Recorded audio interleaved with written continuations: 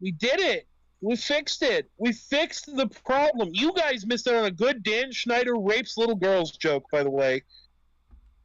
But don't worry. To fix all our problems, including the one she starts, we have our beautiful technical lead, Lucid Creator. Here I am once again, fucking up everything. We love you. No, we don't. I'm re-announcing this to people. I'm sorry I had to ping everyone twice, but you know. And we have also he's back from the dead. It's Fat Chocobo. Yeah, I have no idea where the hell I am. Last I remember, I was in an Arby's. Hillary Clinton was there. She stabbed somebody, took me into some secret weird-ass place, and threw me into this fucking hotel or something. I have been walking around for hours, and I have no idea where I'm at. You're home. Yeah, You're home. This is not my home. Well, you know what that means, Lucid. Looks like we're gonna need a live Chocobo update. Well, it's there. We're already live. It's there. Yeah. Wait, we already did that? We already did the. You already pushed the funny button. This is. Yeah, I put it there because I thought that. Ah! I have no idea what's going on here. I just want my goddamn Arby's. I want to be done with this shit. I am in the back rooms or some fucking hotel or something, and I've heard a bunch of scratching, people like yelling they want to see their mom or something. I don't know what's going on, people. Well, we wish you luck. We wish you luck I in hate these this future fucking times. place. I hate this place. But, you know, I hope you can find an Arby's. Maybe you can find the pizza rooms. Anyway, off the possible death of one of our greatest co-hosts of all time, Chester, don't you question the accuracy of our lore. Okay, off that, what are we doing, Lucid? Well, aside from me fucking up everything like usual, we are going to handle some creepypastas, like we mentioned. We're doing some, well, you want to do some rules creepypastas. Yeah, I'll explain these. Okay, so at the tail end, when creepypastas were basically dead, something rose to take their place. And I remember watching a lot of these kind of videos when I was a youth, a wee young 15-year-old and neo-Nazi. Don't worry, I got better. I'm now just depressed. But when I was a wee 15-year-old, I remember that creepypastas were on their way out, and a new form of content was happening. What was that content? Reddit scary stories. You know, creepypastas deformed, horrifyingly mangled, fucking conjoined fetus baby. So you're telling me that r/jailbait wasn't scary enough for Reddit? Dear God. Like, this could have been a whole month on its own of just fantasticously fake stories on Reddit, but, you know, they're bad. And we're going to be reading some with a certain theme that was weirdly popular on YouTube. I'm probably not the only one who remembers this. God, I hope not. But there was a weird subsect of YouTube that for a while was obsessed with these creepy rules creepypastas. Like, oh, I worked at a shitty Denny's, but it had these spooky rules. And if I didn't follow them, someone was going to come in and kill me. And that's basically what this is. That's a summary of all three of these stories, I think. Even I haven't read them. I chose them at random because we make this show up as we go. It's a bad show. It's doo-doo. You probably shouldn't watch it, but I'm glad you're here. Please hit that subscribe button, ring that bell, and subscribe to Elias Porter to get him up to 50 subscribers so he can finally play Shadow the Hedgehog. Okay, we want to read these. We have up to 3, but if we think it's going a little long, we might skip one of these because these are going to be kind of repetitive. Yeah, sure, I'll read the first one. All right. So, this is my job at a gas station left me a set of instructions, the list of instructions to follow. When I don't eat the sushi. Don't eat any of the food at the gas station, not just the sushi. Yeah, they say that cigarettes knock a year off your life per smoke.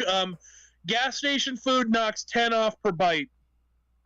I'm not gonna lie, I'd rather have the cigarettes than the fucking gas station food. Hey, taquitos are good. Taquitos are good.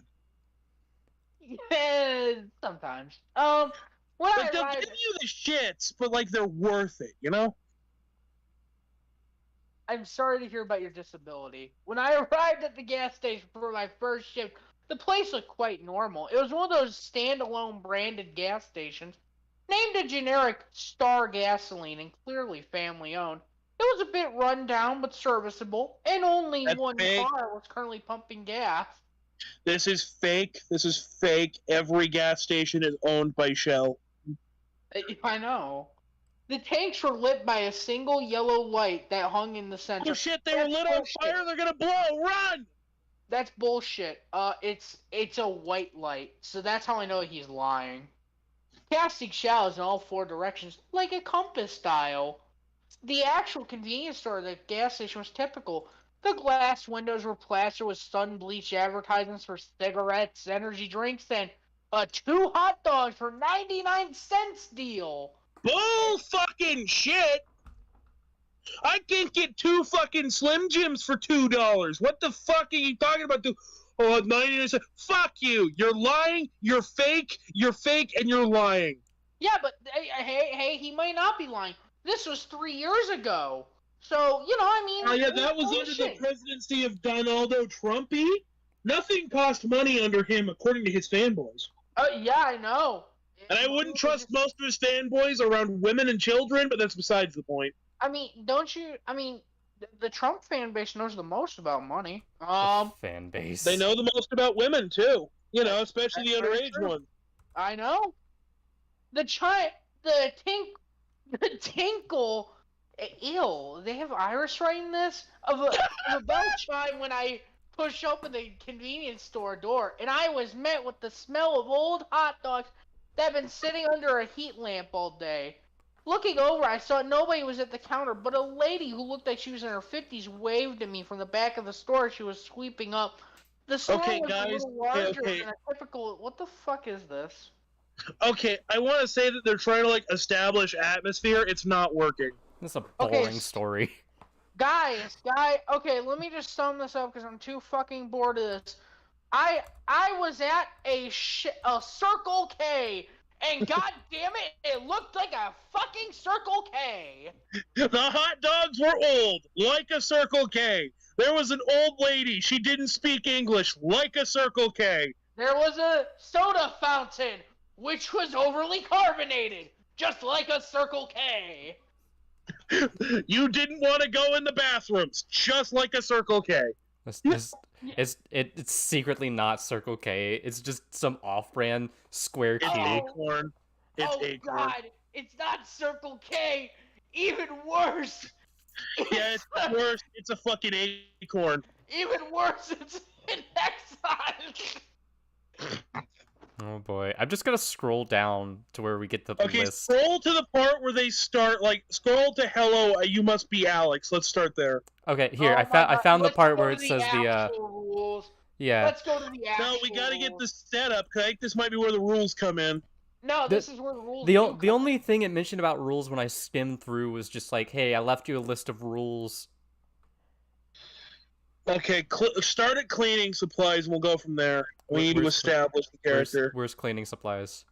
You just passed it. Go up a paragraph. Here? Up. Here? Up. That's a... You are going further down. Lucid, you are going further down. What do you mean?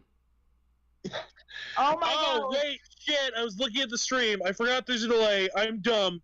Okay, let's start the spooky block attack. Okay, yeah, cleaning. Okay, fuck it. Welcome to the Star gas station. There, start there.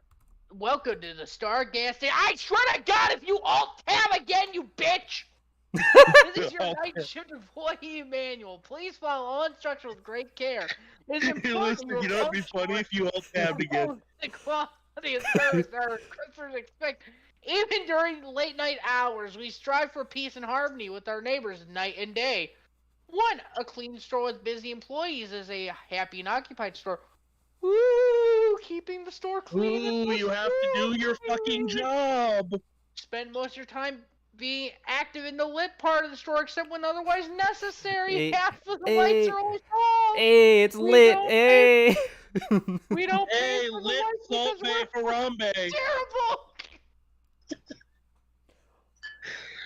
Oh no. Oh god, we have Well, some. here's the spooky roll. Oh no, who's in there? Ford. Oh no! It's Cat Daddy! Before 10 p.m., turn off half the store lights. God damn, they cheap bastards. It does not matter which half of the store you keep lit, but whatever you choose, keep it for the rest of the night. If you turn off all the lights, it makes the store look closed. You will need the unlit part of the store later. That's stupid. If you need to use the bathroom, keep the door cracked so you can keep an eye out on the security footage on the TV monitors. Yeah, if you Ew. don't, Foxy might come out of Pirate Cove and rape your ass. I'm not keeping the door cracked. Don't want to take a dump. Fuck that. The fucking devil or whatever the fucking eldritch abomination just comes and he's like, I'm gonna find that new employee. All I hear is No, I shouldn't have eaten the gas station sushi. It's not even the employee. It's just a random customer. and the stench repelled the devil for another 10,000 years. This is why we need cord. This is why we need to write stories. Well, throughout the night, you may notice puddles of water and heavy dust on the floor. Try to clean them up when you can using the provided mops and dusters. Puddles and dust make the store look abandoned and unkempt. Will attract attention. A clean store is a happy occupied store. So in other words, do your fucking job. This is just incredibly boring, except you have to turn the lights off because, we're trying to save money on electricity. Around 12 a.m. earlier, prepare the mop bucket with soap and water. At 12, go back. So literally, it's just fucking mop the goddamn store. Okay, let's see. Is there anything spooky here?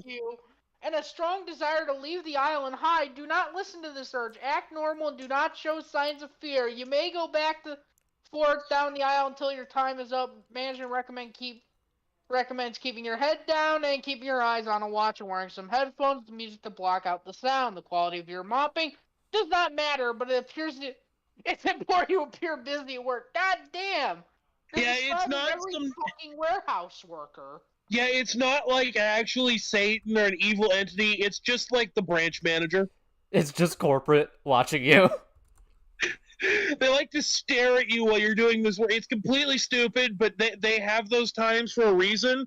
It's for paperwork reasons. If they catch you even going out 1 second, it's like Michael Scott from The Office. Oh, God, I just referenced The Office. Oh, God. Oh, God, I'm becoming quirky. Oh, God, the pain. The agonizing pain. Oh, God. Ah! He died. And that was the end of Cherry. That This was is The our Office. creepypasta. This is our Okay, creepypasta. Anyway, so it's like we Michael just Scott gained from The viewers from that. Office. We gained a viewer from that. Yeah, it's like Michael Scott from The Office. He just wants to ruin your life. Anyway, now that I've been quirkified, I really want to read Homestuck. I guys continue. Oh, fuck off. That's gonna be our next Doing stream. that. That's gonna be our next stream. It actually No. might be. It actually No. might be after Halloween, after Creepypasta Month. I refuse to fucking do it. Actually, let's do it. Motherfucker, you suggested Homestuck. No, I ain't getting this bullshit. You suggested Homestuck. Fuck off, we're doing it. We're doing it live. Fuck it, we're doing it live. Bill O'Reilly. On the walls next to the cash register is a camera feed in the backlot that is different from the other camera feeds. You do not need to check this feed too frequently, only once every 30 minutes at the top and the bottom of the hour. At any time of night, if you see a shadowy figure standing at the front of the camera feed and staring directly into you in the camera, calmly and slowly duck down under the register so that you are no longer able to... We call him Fred. Wait 5 minutes and use the provided compact mirror or underneath the cash register to indirectly check if Fred is still there. If he's still there, continue checking every 5 minutes until he leaves. So in This other is words, stupid. if a customer comes in, hide. If the homeless If a man down the customer's in the street... back lot, if a customer's in the back parking lot, don't worry. He is severely mentally disabled, but he has a really good sense of when people are looking at the camera. If he knows you're looking at him, he will come in the store and he will make conversation with you. It's reverse, Foxy. Listen, what you gotta do is you gotta hide. He always likes you to break a 20 into a bunch of ones. Don't let him do this. It's fucking bullshit. Yeah, he is the ass. He's actually hacked into our security cameras. We don't know how to get rid of him, and the police don't give a shit. If he knows you're in there, he will give you $100 bill and demand you break it into the smallest amount of cash you physically can. He's going to talk to you the entire Starting time. with pennies. He's going to get you to talk the entire time so he can mess you Yes, up. and he will be counting. He will be counting. He will sue you if you fuck it up. Finally, and these are the most important rules. We You usually missed only relate. have You missed one relate. rule. You missed relate. They were Fred visit every night, but on the rare, unlucky occasions, there are more of them. Unfortunately, only Fred is relatively harmless as long as you follow all the rules. The other foreigners are not. Oh, no. God damn. Damn, I didn't know this fucking post was written by r/the Donald. I listen, I'm not calling them foreigners. The story is. I'm not saying this. No, they're foreign visitors. It's at least the PC term. Okay, so the other foreigners are not. There are multiple TV monitors on all walls of the store. If at any time in the parking lot you see the four shadows of the gas pumps face off towards you in the same direction, this is your bad omen. It means the out-of-town visitors are nearby. It's best to vacate. Okay, so if the foreigners come, you need to run. This is r/the Donald. Hey, señorita, can you please help us fix gas up our car? We've been driving from Mexico to get down to fucking Denver. Ah! Oh, God, a foreign! Oh, my God! It's asking for gas! Run! Fucking it! Oh, my God. This is terrible. You will have a few minutes. Drop what you're doing. Run to the employee back room. The back rooms! Holy shit! You both have one brain cell and you said the exact same thing at the exact same time. You're not wrong. George. Are the living pizzas back there? Yeah, no, they're not living pizzas, but they're Sbarro.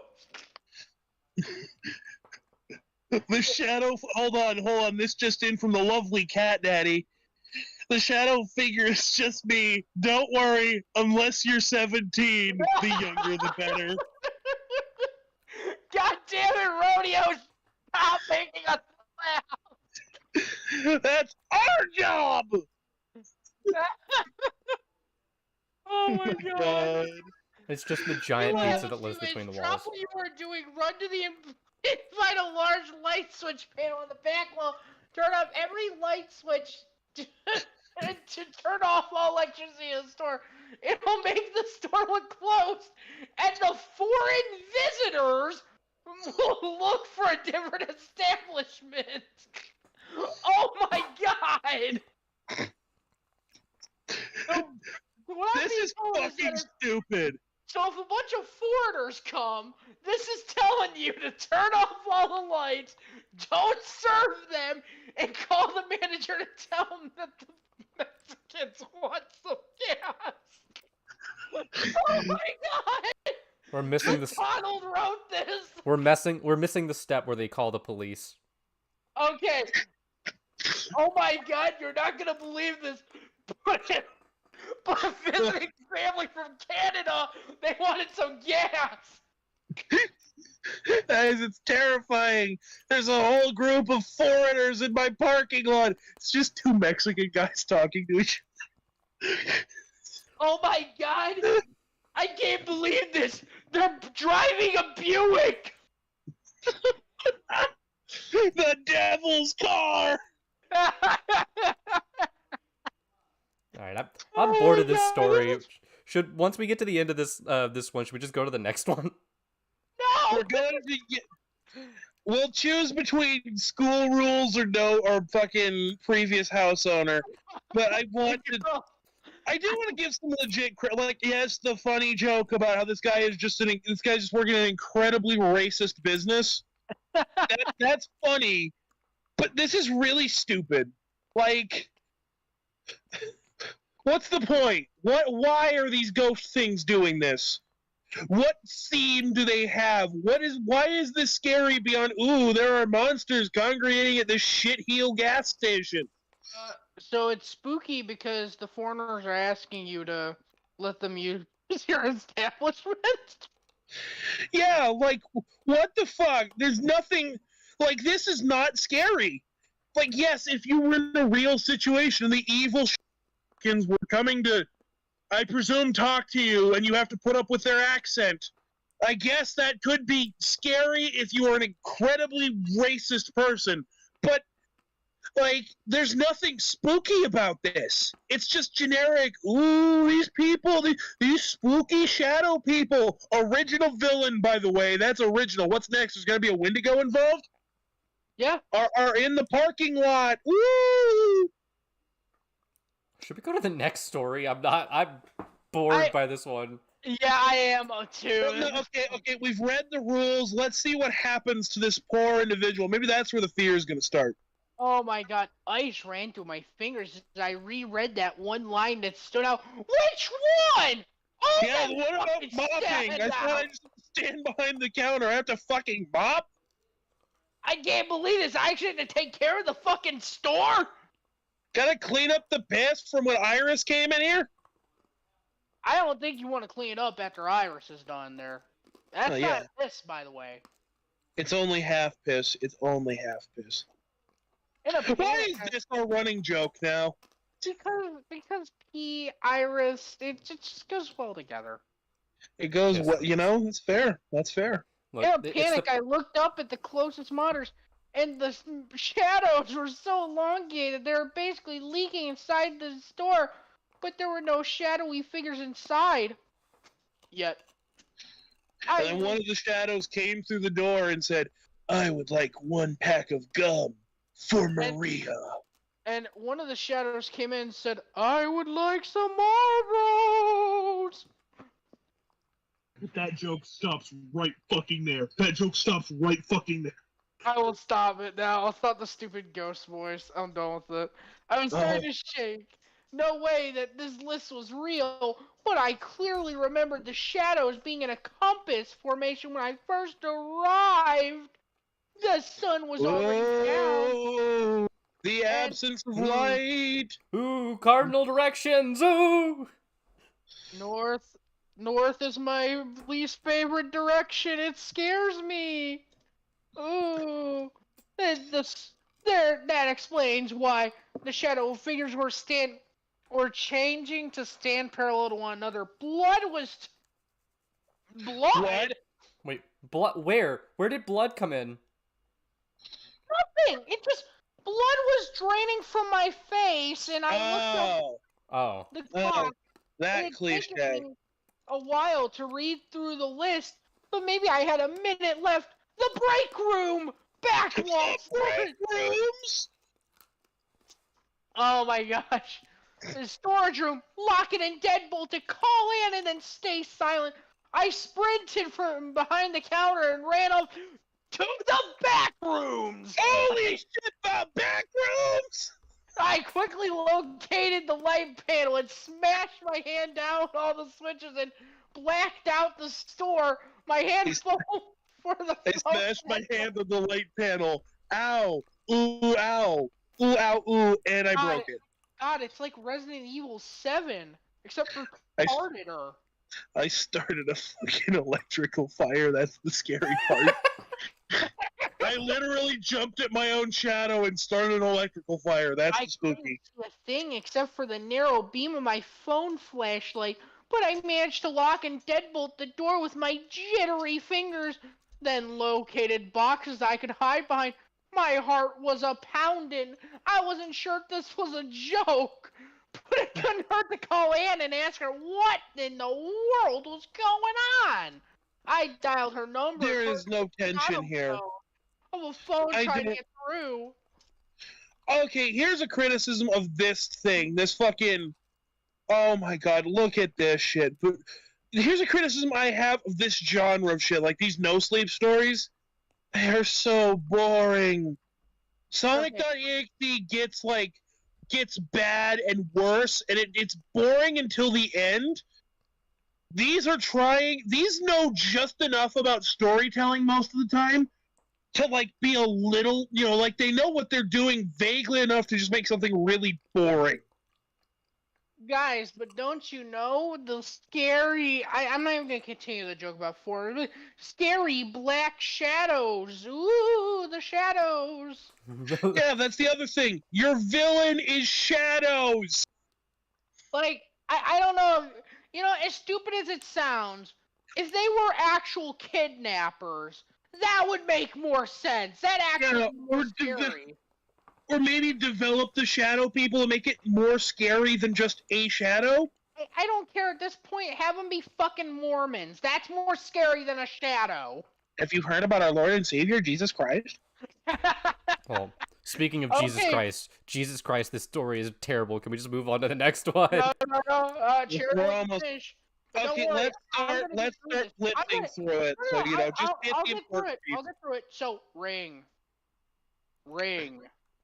Ring, banana phone. Ring. Hello! I couldn't believe she actually picked up. Then why the fuck did you call her, you dumb bitch? I immediately asked her if the red instruction sheet was real in a slurry of panicked words. I also explained that the shadows were beginning to face in the same... Okay, so basically she didn't... Okay, basically he goes, are you fucking serious? Really? And she just like, yeah, you dumb bitch. It doesn't really happen, but yeah, no, this is part of the job. So he starts breathing, and she's like, just stay quiet, we'll get you. So then he starts panicking, and he finally falls asleep, and then there was a voice next to him that said, you were supposed to text her. That is like the only partly good part of the story is the ending. Because that kind of works. But it doesn't save the story. Like, this would have been a good ending for a well-written story. This was boring. I don't even know what the threat is. I don't even know what the threat is. Is the threat shadows? What do the shadows do? That's a good question! Nature, It's not like Lovecraftian, where it's like, oh, what are they going to do? They're shadows. Are they going to kill you? Are they going to take you to the shadow realm?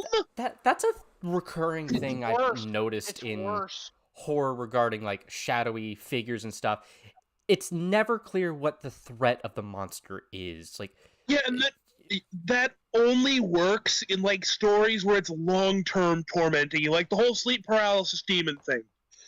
I know that trope is overused as fuck, but it works there because, yeah, you don't know what it's going to do to you, but you know it hasn't done it yet, and you think it could. Like, that works. This doesn't. If you're going to write a thing about a shadowy kind of thing, but you don't want to say exactly, like, what its actual threat level is, the easiest replacement you could do is be like, give examples of other characters being like, yeah, no, this is fucked up, or some sort of example of what to look out for, of, like, what it might possibly do. Just like, this gives us nothing. Have someone with a grim look on his face walking out the door as you walk in. That could work. But this story was an ending line first and a story second. Yep. Because that, again, I will compliment this ending. That's genuinely good. You were supposed to text her. That's a good twist, and it goes within the rules. But the journey there sucked. And while, yes, occasionally a good ending can save a bad story, I'm sorry, but this only works if a YouTuber reads it to you. Because I think I've heard this story before. If you just read this yourself, it sucks. I'm sorry. I mean, no hate to the author, but it's just not good. It's bad. Stinky, smelly, even. Bad. Wow. I hope you wrote better things, and I hope you don't rape kids like JC the Hyena. There's your compliments. It's 7:48 where I am. Okay, one more. School rules. I want to hear a school child read things. All right. Oh God. Then we'll do Lucid, Jeff. do Then this we'll do one. Jeff. What? You wanna do this one, Lucid? I can do it. Yeah. All Give right. me 1 second. And then I'll make up for it by reading the bulk of Jeff. All right. Do we want to do our thing later or? We'll do it to end. I don't think it'll take too long since I do just want the creepypastas to be a dry read. Gotcha. Yeah. All right. School rules. I had applied to my new school. Everything seemed normal until my first day. There is no punctuation in that sentence. Oh my god. Just Oh, keep God. going, Lucid. This- Keep It this has has going. to- 16 upvotes. It must be good. Okay. Oh god.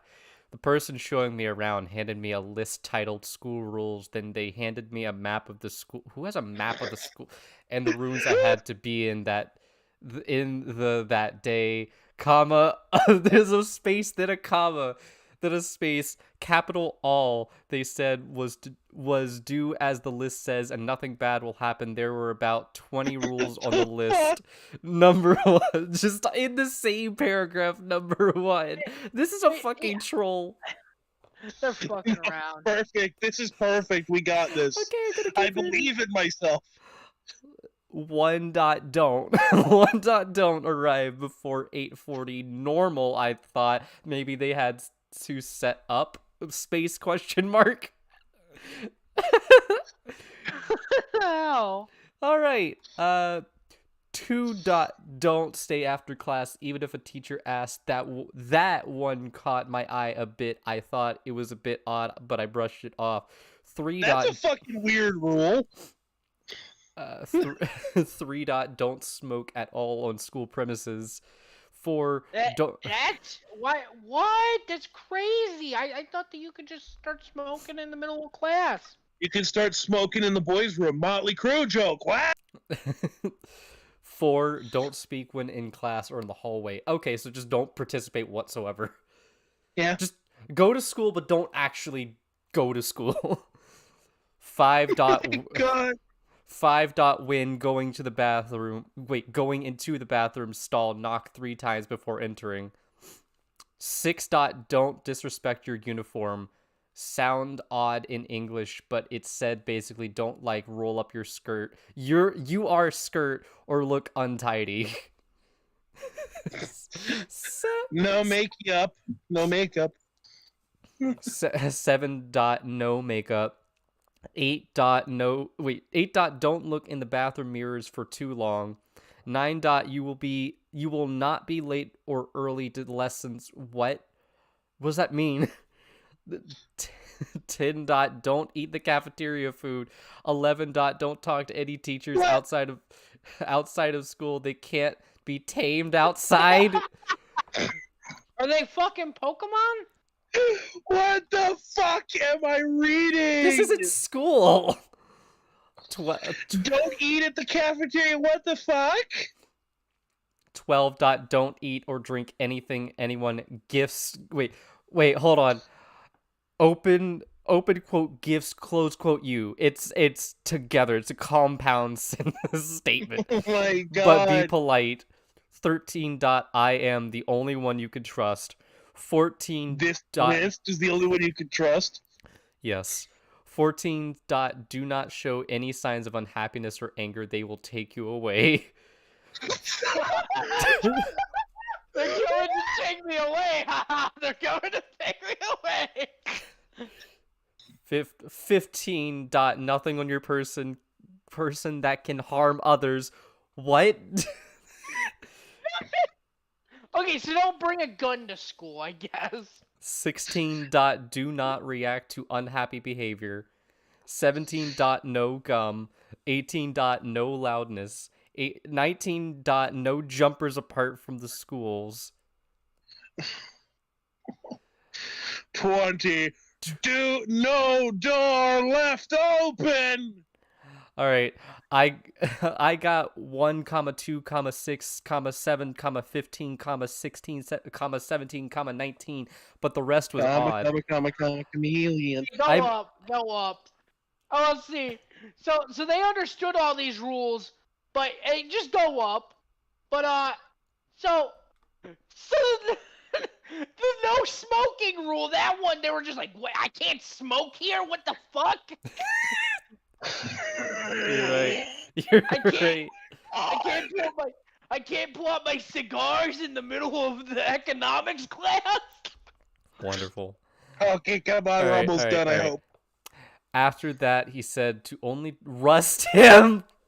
Just cover him in iron oxide. And I said, okay, and we walked into class. Well, tried to... Into the classroom, land the German army. Tried to... It was 7:39, so I pulled them back for some reason, seeing the time, space, dot. He looked at me with a smile on his face and whispered, "Now I trust you, don't betray it, and keep to the list, learn it well." I whispered back, "Okay," and bang on 8:40 we entered the teacher. Bang at 8:40? That's on the schedule?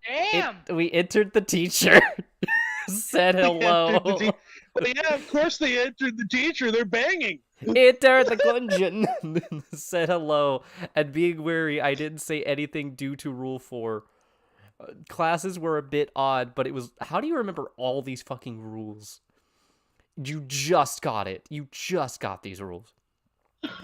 Classes were a bit odd, but it was... Bitch, where?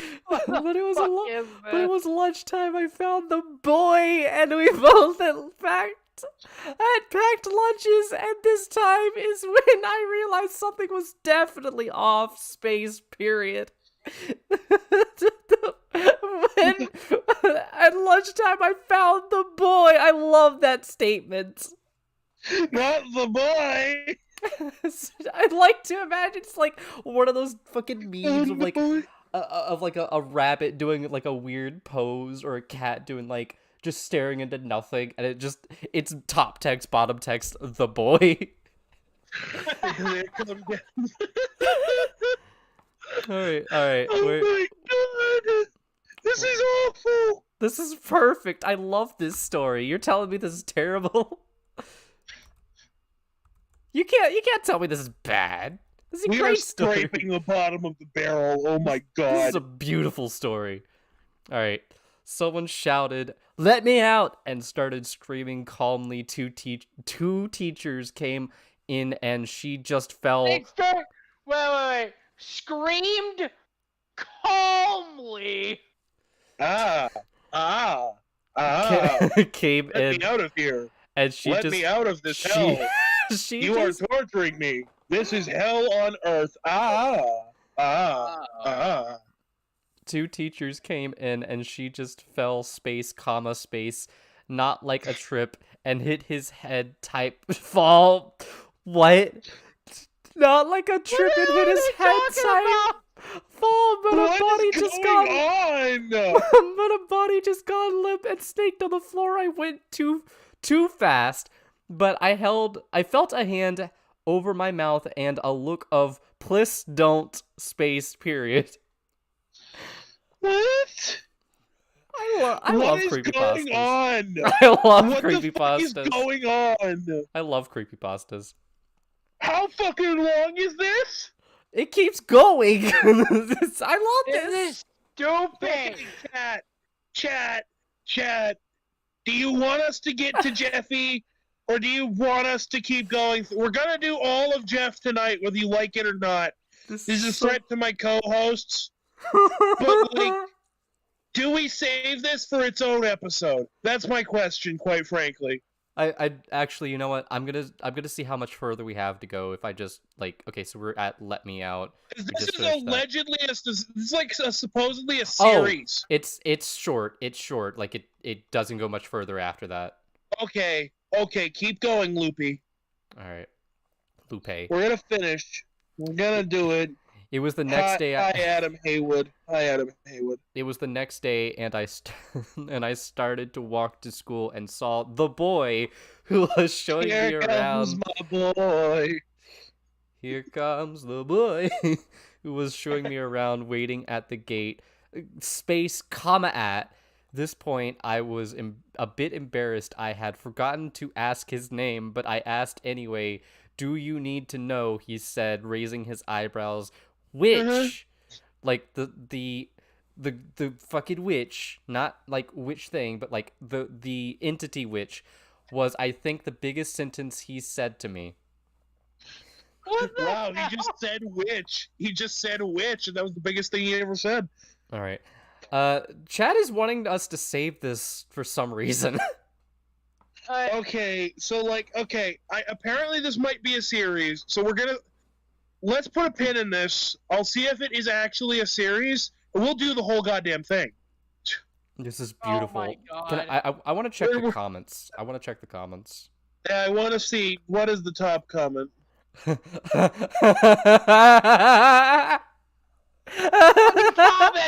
Nobody gives a shit. No, look at the fucking comments. Okay, I'm gonna see if I can find the series for this. All of you guys will The only comment that exists is No Sleep Autobot, the mod. It says, "It looks like there may be more to the story. Click here to get a reminder to check back later. Got issues? Click here for help." Okay, hold on. Wow, check guys, it. this is too bad even for Reddit. Wow. This is awful, and I need to know if there's more. So I'm gonna What? check, see if there's more. Why do I love this one so much, though? It's so terrible. I love it. It's like the fucking Backrooms. It is. Ooh. My school is But weird. this is the only story this person has ever written. Good. Wow. All right. It Cool. was written 1 month ago. Okay, chat. We'll come back to this. I don't know when, but we'll come back to this. Well, you know what? While we're thinking over stuff, Chocobo, how you doing in there? Do we need an update? Live Backrooms update. Let's go. Live Backrooms update. How's you doing good there? No, okay? no. There's this black thing in front of me. It's black. Chocobo. This show is strictly anti-racist. I'm describing it accurately. Look, they may be foreign, but you can't just talk about them like that. I don't care. You have the wrong image They're up. trying to kill me. They are trying to kill me. The wrong image up. I saw one of them eat a fucking cat. There we go. Okay, it's thick. Never mind. They ate a cat. Look, They ate a cat. Chocobo. Please, get me the fuck out of here. Get me out of here. Chocobo, have you know? They ate a cat. It ate a fucking puppy. Chocobo. We have to respect other cultures' cuisines. You can't say this. This is incredibly racist, and as soon as you get out of wherever the hell you are, we are going to give you diversity training. Fuck you. Just close the door. It's as simple as that, forehead. Yeah, just close the door. Yeah, there you go. Alright. Well, back to where we were. Back to where we were. It's Jeff time! Oh boy. Hold on, I'm letting the... Thank you, chat. Alright, so... I would like to say, we have done Jeff the Killer before, but we got about halfway through, and we had to cut it off. And that stream is currently private, so let's just go. Okay, so who's reading? Let me get back to Discord. Give me a second. Gary said he was gonna do it. Yeah, just let me get back to Discord, head ass. Okay. It is still showing Reddit on my end. Get Jeffy pulled up. Oh, yeah, hold on. I need to swap over on Discord. Also, for some reason, my computer just is super slow this stream. I don't know why. Great. Oh, great. Technology issues. I love Okay, it. change Windows. I should be able to pull it up. Give me 1 second. Yes. Windows 11? Ew, How's that? Can you see that? disgusting. Yep, okay, I can do it. Jeff the Killer. We ready? Are we ready, boys? I'm ready. Fairly. Excerpt from a local newspaper. Ominous unknown killer still at large. Ominous unknown killer still at large. We are blaming the local politicians. After weeks of unexplained murders, unexplained. I would assume they were done by a murderer. The ominous unknown killer is still on the rise. His penis is ever grown. After little evidence has been found, A young boy states that he survived one of the killer's attacks and bravely tells his story. So do these detectives just go in and just say, that seems to be a stab wound, a dead child? Nothing here, folks. This goddamn bastard's really smart. Damn, those guys did the autopsy on Epstein. It must have been the bats. The bats did it. The Batman! That's it. We know our story, folks. Nothing to see here. Take from the boy. I'll read the boy. I want to read the boy. Fine, we'll meet in the middle. Elias, you sound the most like a child. Read it. Motherfucker. I had a bad dream and I woke up in the middle of the night, says the boy. I saw it. Elias, you're supposed to put on a funny voice. What the fuck? Oh, fuck that. I saw for some reason the window was open, even though I remember it being closed before I went to bed. I got up and shut it once more. Afterwards, I simply crawled under my covers and tried to go back to sleep. Children do not talk like this at all. So then I yonder upon my bed frame where I may sleep, but eyes lurk in the deep. I want to point out, because chat can't see this, but on the sidebar to the right, there's a recommendation for another creepypasta called The Grifter. Damn, Hassan got a creepypasta? Oh my god. That's when I had a strange feeling like someone was watching me. I looked up and nearly jumped out of bed. I looked up and I screamed, I can't stop this feeling deep inside of me. I saw it was a killer. And you know what I screamed? They were regular eyes. You know what I screamed when I saw it was a killer? I screamed, ah! But that feeling, I'm believing that you're in love with me. Thank you, Lucid. Oh my god. They were dark ominous eyes and bordered in these black. They were bordered in black and just plain out terrified me. That's when I saw his mouth, a long, horrendous smile that made every hair on my body stand up. When does a child speak like this? Yes, children. This is a theater kid. This is a theater kid. Finally, everyone seemed to be forever. He said it, a simple phrase, but in a... he said in a way only a madman could speak. He said, yeah, go to sleep. And I got to scream. And that's what sent him at me. He pulled out a knife, aiming at my heart. He jumped on top of my bed. I fought him back. I kicked, I punched, I rolled around trying to knock him off of me. That's when my dad busted in. You're not the one who beats my kid. Holy shit, he's the hero. It went into my dad's shoulder.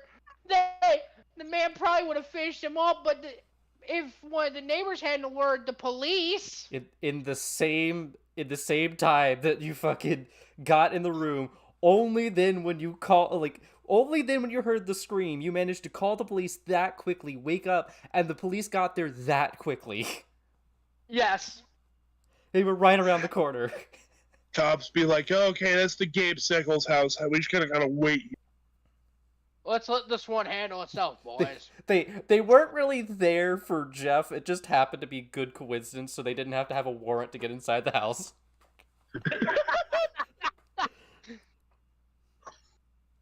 They drove into the parking lot and ran towards the door. The man turned and ran down the hallway. I heard a smash.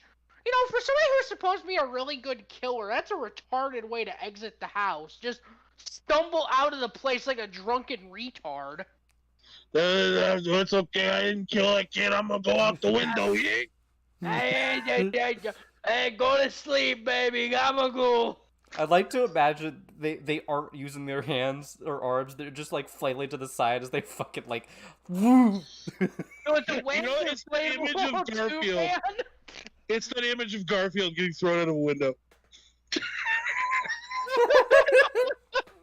Yes. Someone needs to make an edit of that with Jeff the Killer. All right, Someone Rodeo, might be we fucking trust me. you. Oh my god. I Oh my saw god, a window okay. that was pointing towards the back of the house, but I broke and I looked out to see him vanish into the distance. I can tell you one thing, I'll never forget that face. Those cold, evil eyes and that psychotic smile, they'll never leave in my head. This is how children speak. Okay, where the fuck are we? Police are still on the look for this man. Have you seen this man?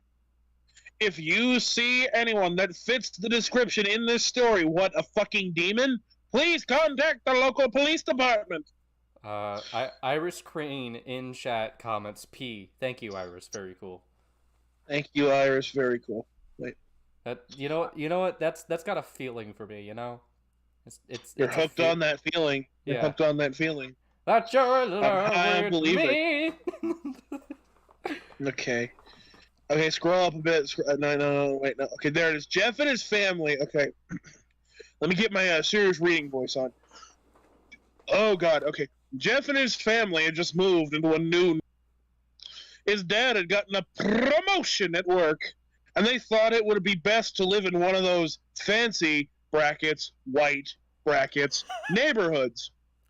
Jeff and his brother, Liu... Oh, they're Asian. Well, that complicates that joke. Couldn't complain, though. Okay, come on. No, they could still be white. They could just be, like, from San Francisco. Oh, that makes Who the sense. fuck names their kid Lou? Somebody... Yeah, Toilet Boy. He came out and Mom was like, oh, God, I shat out Toilet Boy. Better give him a fucking fitting name. That can't be a fucking real Lou. name, can it? You name a kid that when you want them to get beaten up. Yep, that is what you name a kid when the coat hanger missed its mark. I tried looking up Liu name, and it brought up Long Island University. There you go. He was named after a university, so his parents could mock him for something he'd never achieve. His parents are setting him up. It's those fucking helicopter parents of those tiger parents. They are Asian. They're tiger parents. God. What the fuck? This is the stream that gets us canceled. Anyway, couldn't complain though. A new, better house. What was not to love? Wait a second. That's a great Wait a fucking second. sentence. We're not being jokingly racist here. I looked up Liu name. It is literally a Chinese name. And why did? Okay, this brings a whole new world of questions of why they have one kid named Jeff and one kid named Lou. So one of two things. Either one, they are really, for some weird reason, disgusted with their Asian heritage, or two, that's an adopted baby. Explains what happens to him later and why they just let him go to jail. Yeah, oh no. We have too many kids. I'm talking about Jeff. Jeff's the one that was adopted. Oh. No, I'm thinking Lou's the one that's adopted.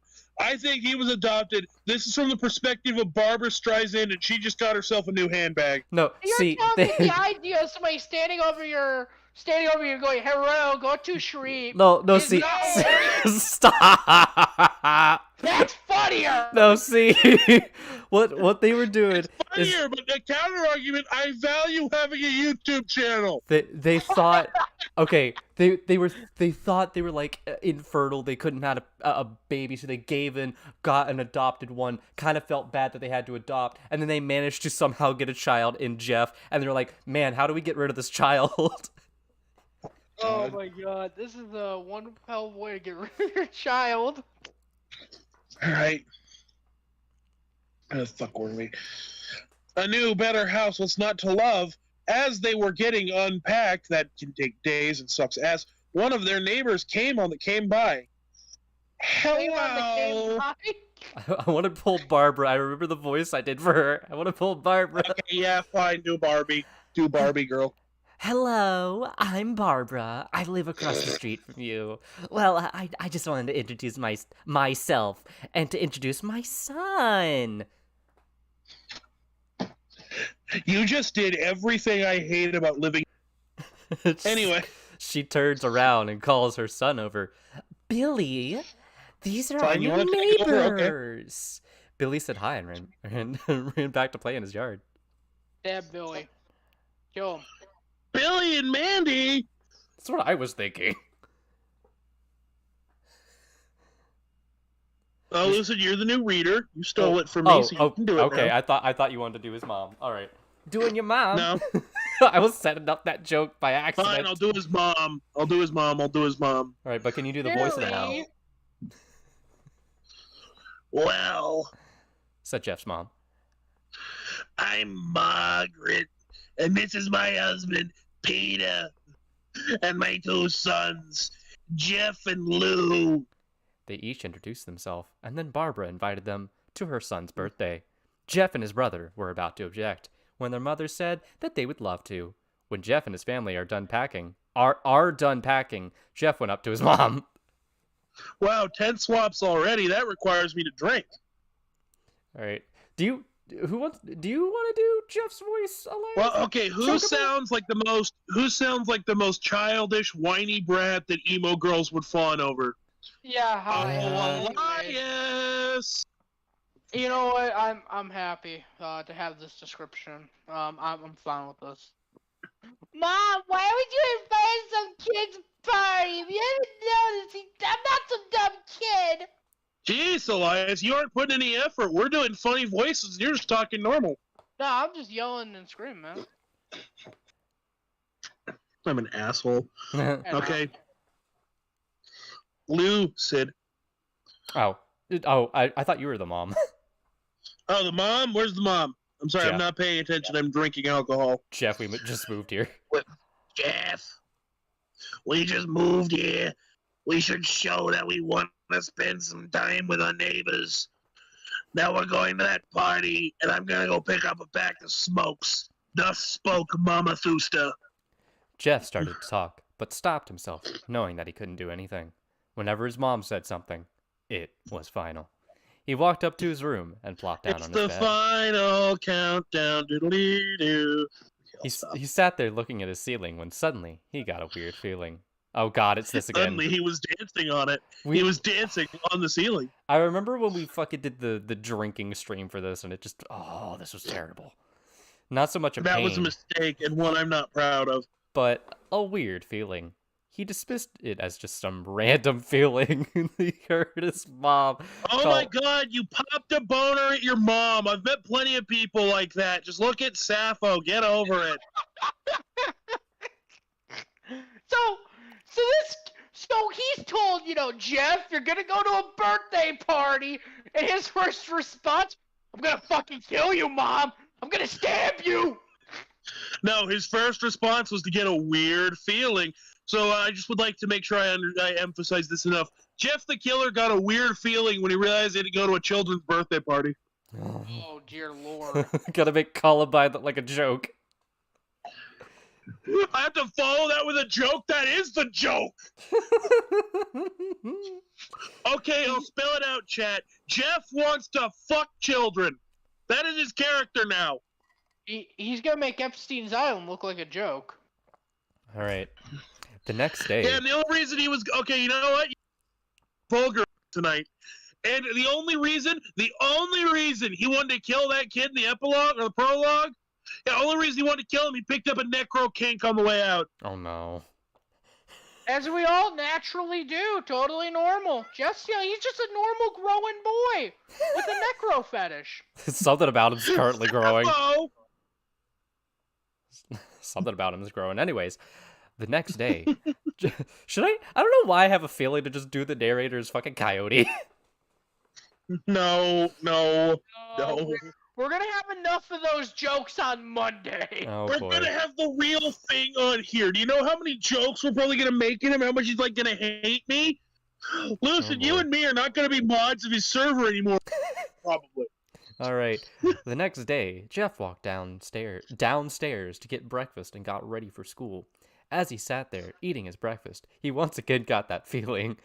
I got a feeling that tonight's gonna be.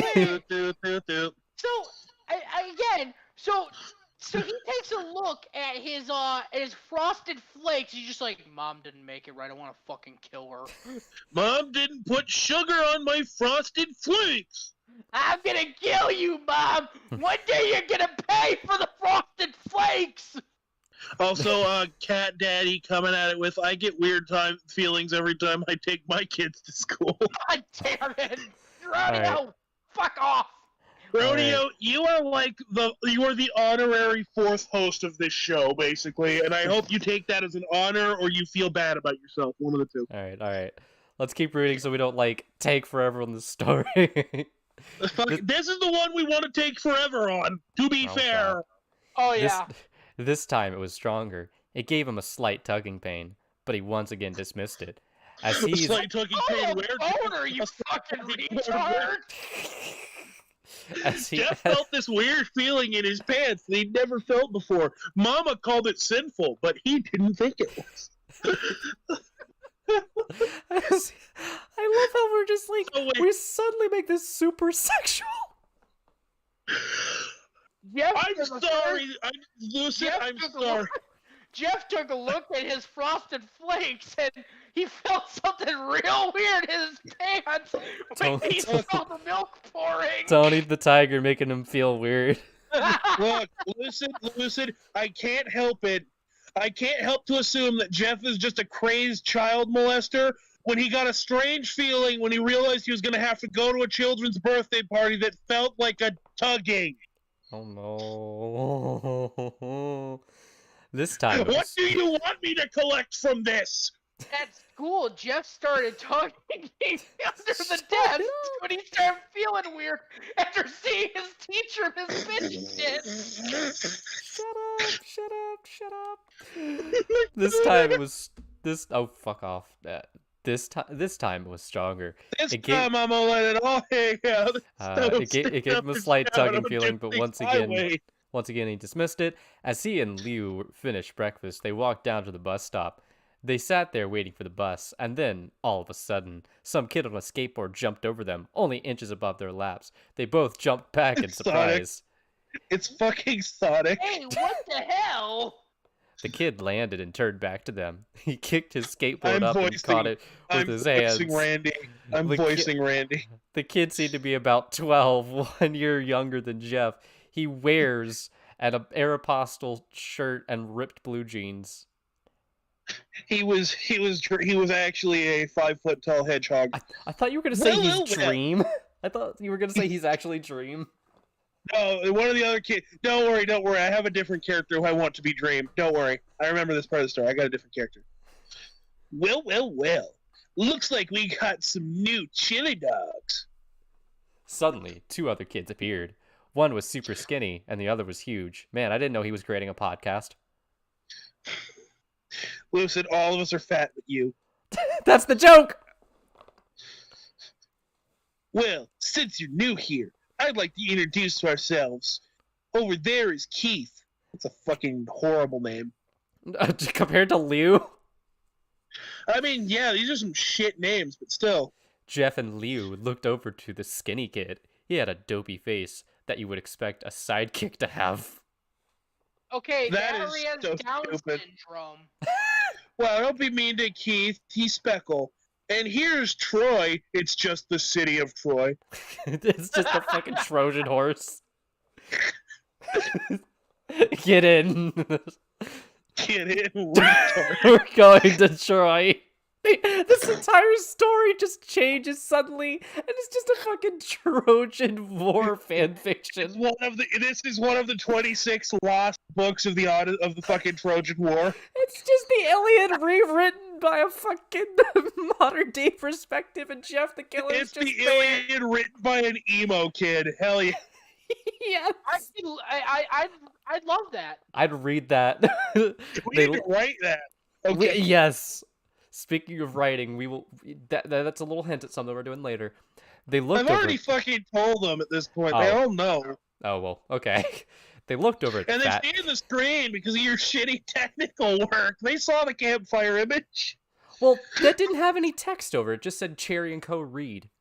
Yeah, they just think we're cozying up by a campfire. Okay, let's go. I'm sorry. Right. They looked over at the fat kid. Talk about a tub of lard. This kid looked like he hadn't exercised since he was crawling. Oh, So anyway, that's Dream. That's Dream. And I Said the first kid. am Randy Pitchford. Oh, Just no. kidding. I'm Sonic. I'm Sonic the Hedgehog. Cord Kitty, not Randy today. Now, for all the kids in this neighborhood, there's a small price for bus fare. It costs exactly as much as a chili dog. Yeah, I read the line. Go. Oh, sorry, I wasn't paying attention. Lou stood up, ready to punch the lights out of the kid's eyes when one of his friends pulled a knife on him. This is the nice neighborhood of what? Chicago? Detroit. Yeah, to be exact. yeah. We forgot to tell you. This is the nice neighborhood of Ethiopia. They're in Brazil. You know, that explains a lot more. This is the nice but not rich neighborhood of Brazil. Come to Brazil, gone real hype, fucking weird. Tisk, tisk, tisk, chili dog. I had hoped you would be more cooperative, but it seems we must do this the hard way. Jeff has been getting hard this whole story. The kid walked up to Liu and took his wallet out of his pocket. Jeff got that feeling again that tonight's gonna be a good night. Oh, no. Jeff, you got a weird kink. Yeah, not again. Not your boner of justice. Now it was truly strong, a burning sensation.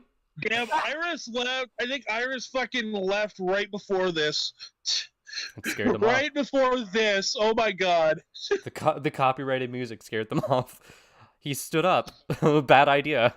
But Lou gestured him to sit down. Good being a bro. Jeff Got ignored fucking mugged. Jeff ignored him and walked up to the kid. Listen here, you little punk. Give me back my bro's wallet or else. Randy. I'm just gonna call him Randy Pitchford. I don't know why. Randy Pitchford put the wallet in his pocket and pulled out his own knife. Let's see. Oh, what are you gonna do? Knife. Just as he finished the sentence, Jeff popped the kid in the nose. As Randy reached for his face, Jeff grabbed the kid's wrist and broke it. Okay. What? Randy screamed and Jeff grabbed the knife from his hand. Troy and Keith rushed Jeff, but Jeff was too quick. He threw Randy to the ground. Keith lashed at him, but Jeff ducked and stabbed him. This is really bad pacing. Well, no, it's violence, and that's scary. It builds up how much of a badass Jeffy is. Oh my god, Jeff stood up to bullies! So scary! Man. Sonic comes out and is like, that's good. Keith dropped his knife and then he becomes hyper-realistic. Keith dropped his knife and fell to the ground screaming. Troy rushed him too. Well, that might be the other way around. Yeah, Troy rushed over to Jeff, one pacing foot at a time, stopping to catch his breath in the middle, like... Oh, I was thinking the Trojan War joke. Give me a minute. Let me just put my mask back on. I gotta hide my chin from him. That's what the point of the mask is. And then before he can do it, Jeff hits him in the face, but it's like that scene from whatever the fuck movie it was that Wolverine was punching the Blob in the stomach. Oh, man. Yeah, it's just that. Troy rushed him too, but Jeff didn't even need the knife. He just punched Troy straight in the stomach and Troy went down. As he fell, he puked all over. That is a lie. Troy has padding. He'd be fine. Lou could do nothing but look in amazement at Jeff. Wow, cool. Your character is so badass. Cool. He's so cool, and he gets all the women, except he doesn't because he's a virgin. Wait, this is a child. That joke doesn't make sense. He's 13. Not. Yeah, I think I got laid by that point. Not to a pretty woman, but it was to a woman. Oh no. I'm sorry about your loss. To clarify, I was not molested. We were both the same age. I should clarify this. You lost some. Sorry. Alrighty, guys. Sorry. Time for Cherry's virginity stories. Yeah, okay, here's the story. So I brought her to my mom's house. She was Anyways. fat, she was ugly, and she turned me both bisexual and racist at the time. So I need an after-party story content. No, I'm joking.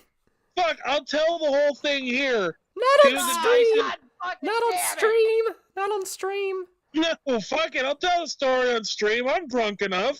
Do I need to go to the other little thing on the stream so we're not looking at the Jeff the Killer? We could just be by the fireplace. Look, we're at the fireplace. We're telling stories. It's a quick fucking story. It's a quick fucking story.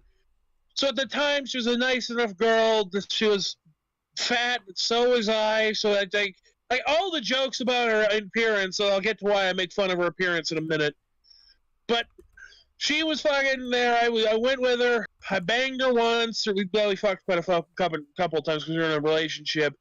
And then I make the joke every now and then because this is a black lady, which I'm not actually racist anymore. I used to be because being a child, I was very stupid.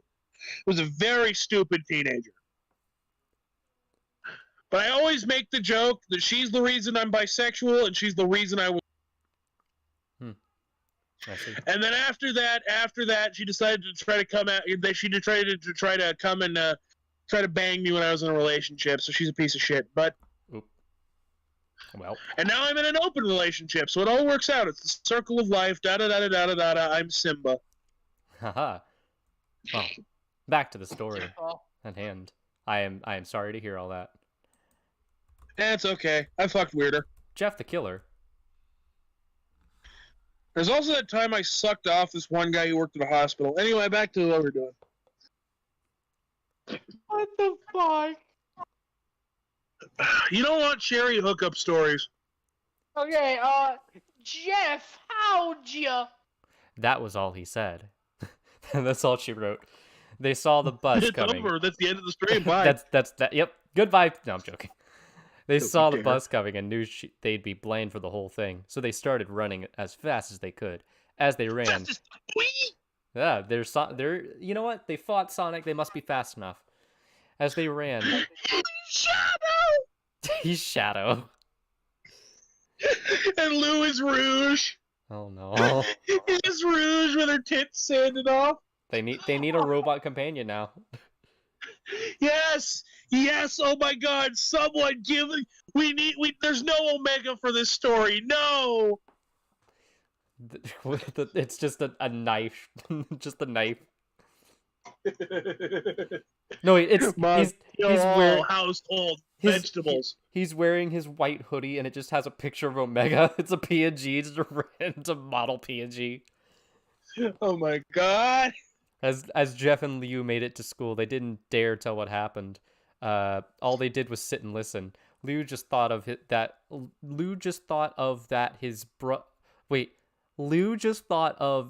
as his brother beating up a few kids. What is that statement?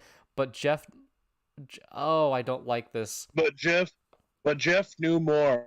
Jeff had realized he was into BDSM and not that soft shit. It was something scary. As he got that feeling that tonight, he felt how powerful it was. The urge to just hurt someone. He didn't like how it sounded.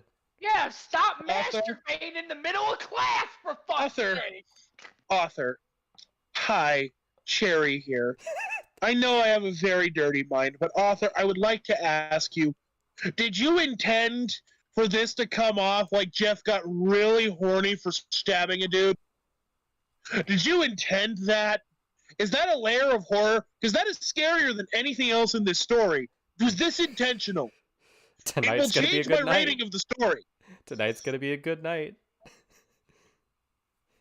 All right. I can make so many jokes, but I'm not going to.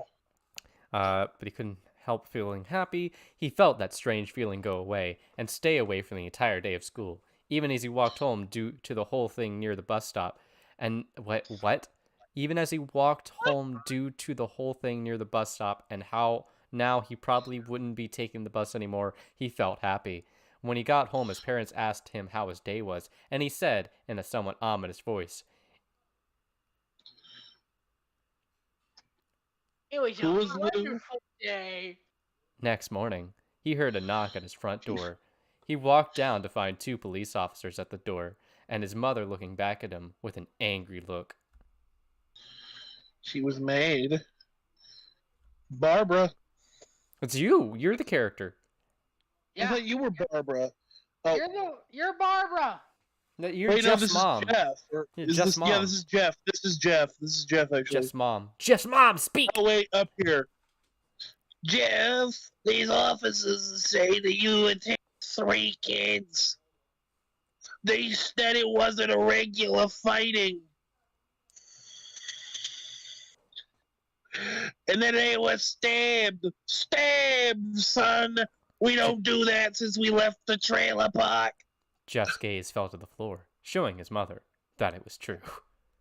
Mom, they were the ones who pulled the knives on me and Lou. I'll be police officer because I sound the most manly out of all of you because I have a nasal. Oh, says you. You're going to be ID'd until you're 66. I know. True. That sucks. Son, said one of the cops. We found 3 kids. 2 stabbed, 1 having a bruise on his stomach, and we have witnesses proving that you fled the scene. Now, what does that tell us? Said a cop who would not say this shit. This feels like a setup. Jeff said that it was no... Wait, Jeff knew it was no use. He couldn't say him... no use! He couldn't the say... The cop is Silver. His voice is now Silver. You know what? You gotta pull that voice off. I don't know how to do Silver's voice. He said he could say he... what? He could say him and Liu had been attacked, but then there was no proof that it was not them who attacked first. They couldn't say that they weren't fleeing, because truth be told, they were. So Jeff couldn't defend himself or Liu. Son, call down your brother. Jeff couldn't do it, since it was him who beat up all the kids. There it was me. I was the one who beat up the kids. Lou tried to hold me back, but he couldn't stop me. Can't stop addicted to the shit. This entire stream is made up of singing song lyrics, isn't it?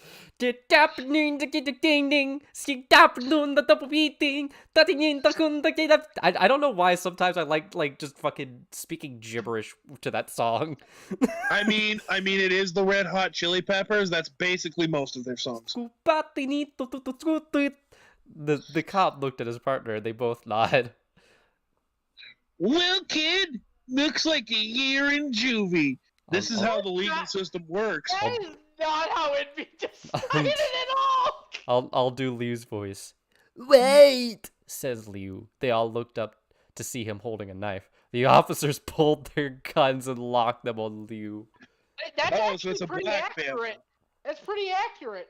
Well, see, so it's a black family. It goes back to my theory that they're all white, but he's secretly not white, so they think he's just an intruder by proxy. Wait, Lucid. And Lou is an Asian name. Yep. Does that mean that he's a secret Asian? Motherfucker! It was me. Okay, despite our like theory that he's Asian, I'm gonna pull on the fucking Brazil voice or something because I want to do the joke that welcome to Brazil. Because he's a multinational man of action. Okay. Yes. It was me. I beat up those little pugs. I don't know what accent this is. I'm just gonna stick with it. Beat up those little pugs, Lucid. This is no accent. I'm just doing whatever the fuck comes off the top of my head. Sure. Have the marks to prove it. He lifted up his sleeves to reveal cuts and bruises as if he was in a struggle. Cut my life into pieces. Pizza. Chief. Oh, it's me. Son, put the knife down, said police officer. Liu held up the knife and dropped it to the ground. That was quick. He put his hand up and walked over to the cops. So I guess they just The officer repeatedly shot him while screaming, "Stop!" I guess they just forgot about Jeff. No, Lou, it was me. I did it. Jeff had tears running down his face. And before Lou could get there, the officer shot him multiple times while screaming, "Stop resisting!" Poor bro, trying to take the blame for what I did. Well, take me away. The police led Liu out to the patrol car. That was quick. Efficient police force? What the fuck? Well, looks like it. Well, boys, looks like the truth came out. Well, we can't use that word anymore, but he admitted to it. Another thing solved. Hey, don't worry about that, Johnny. The cameras can go off when we get in the car. We can say all the words. Oh my god.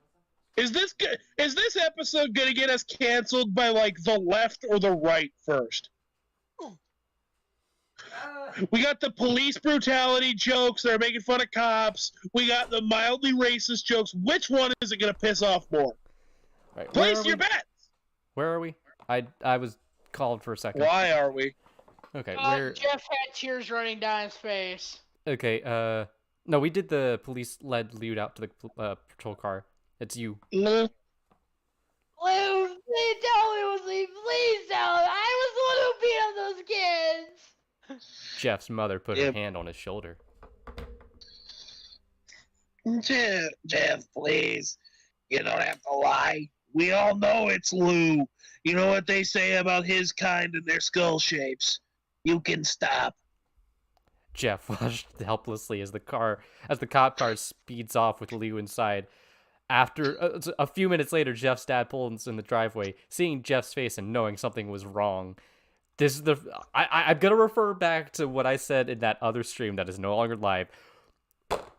You're just now figuring this out? Oh my god! Your wife didn't contact you? Your wife didn't contact you? Son, what is it? Jeff couldn't answer. His vocal cords restrained from crying. Instead, Jeff's mother walked his father inside to break the bad news to him as Jeff wept in the driveway. After an hour or so, Jeff walked back into the house, seeing that his parents were both shocked, sad, and disappointed. His father repeatedly screaming words that Jeff may not utter without the pass from one of his friends. He couldn't look at them. He couldn't see how they thought of Liu when it was his fault. He just went to sleep, trying to get the whole thing off his mind.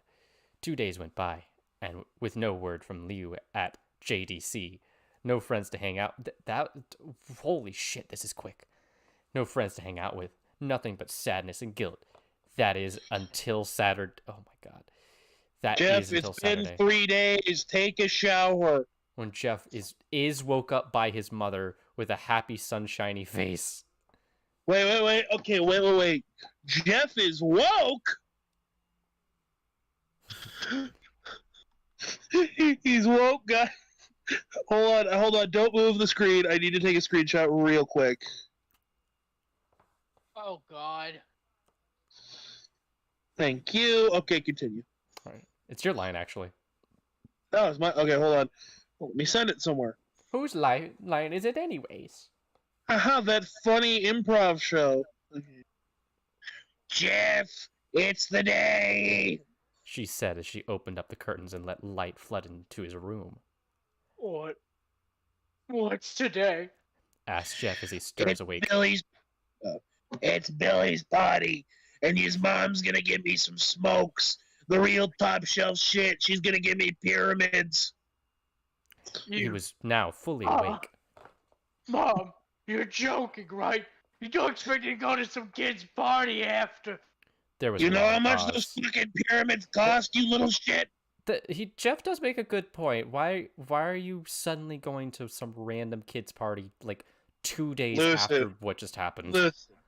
Listen, you clearly don't understand suburban politics. I live in the suburbia. Yeah, but Lucid, what is the racial demographic of your suburb and how much do they make a year? That will make a very big difference in the politics. Well, I will say the majority is white. That answers half of it. Are they like upper middle class? Because these are the kind of people who would treat it like a faux pas for not coming to a child's birthday party. I'm sure they're all like upper middle. But if this is true suburbia, then they're already fucked. One of their kids already got arrested. They can't recover. Move away. Yeah. Unlike Billy, he's just addicted to opioids. Anyway, back to the story. Now, Jeff, we may be overdressed, but this is how you go if you want to make an impression. Wait, where are you? In the suburbs. He went way down. You went too far down. It's Jeff. We both know what shit. happened. I went down like one line. Son, is that all you gonna? Oh, okay. You're too far up. Jeff, we both know what happened. This party could be the thing that brightens up the depressed days. Now get dressed. Jeff's mother walked out of the room and downstairs to get ready herself. He fought himself to get up. He picked out a random shirt and pair of jeans Punching and walked himself in the downstairs. stomach. He saw his mother and father all dressed up. His mother in a dress and his father in a suit. He thought, why they would ever wear such fancy clothes to a kid's party.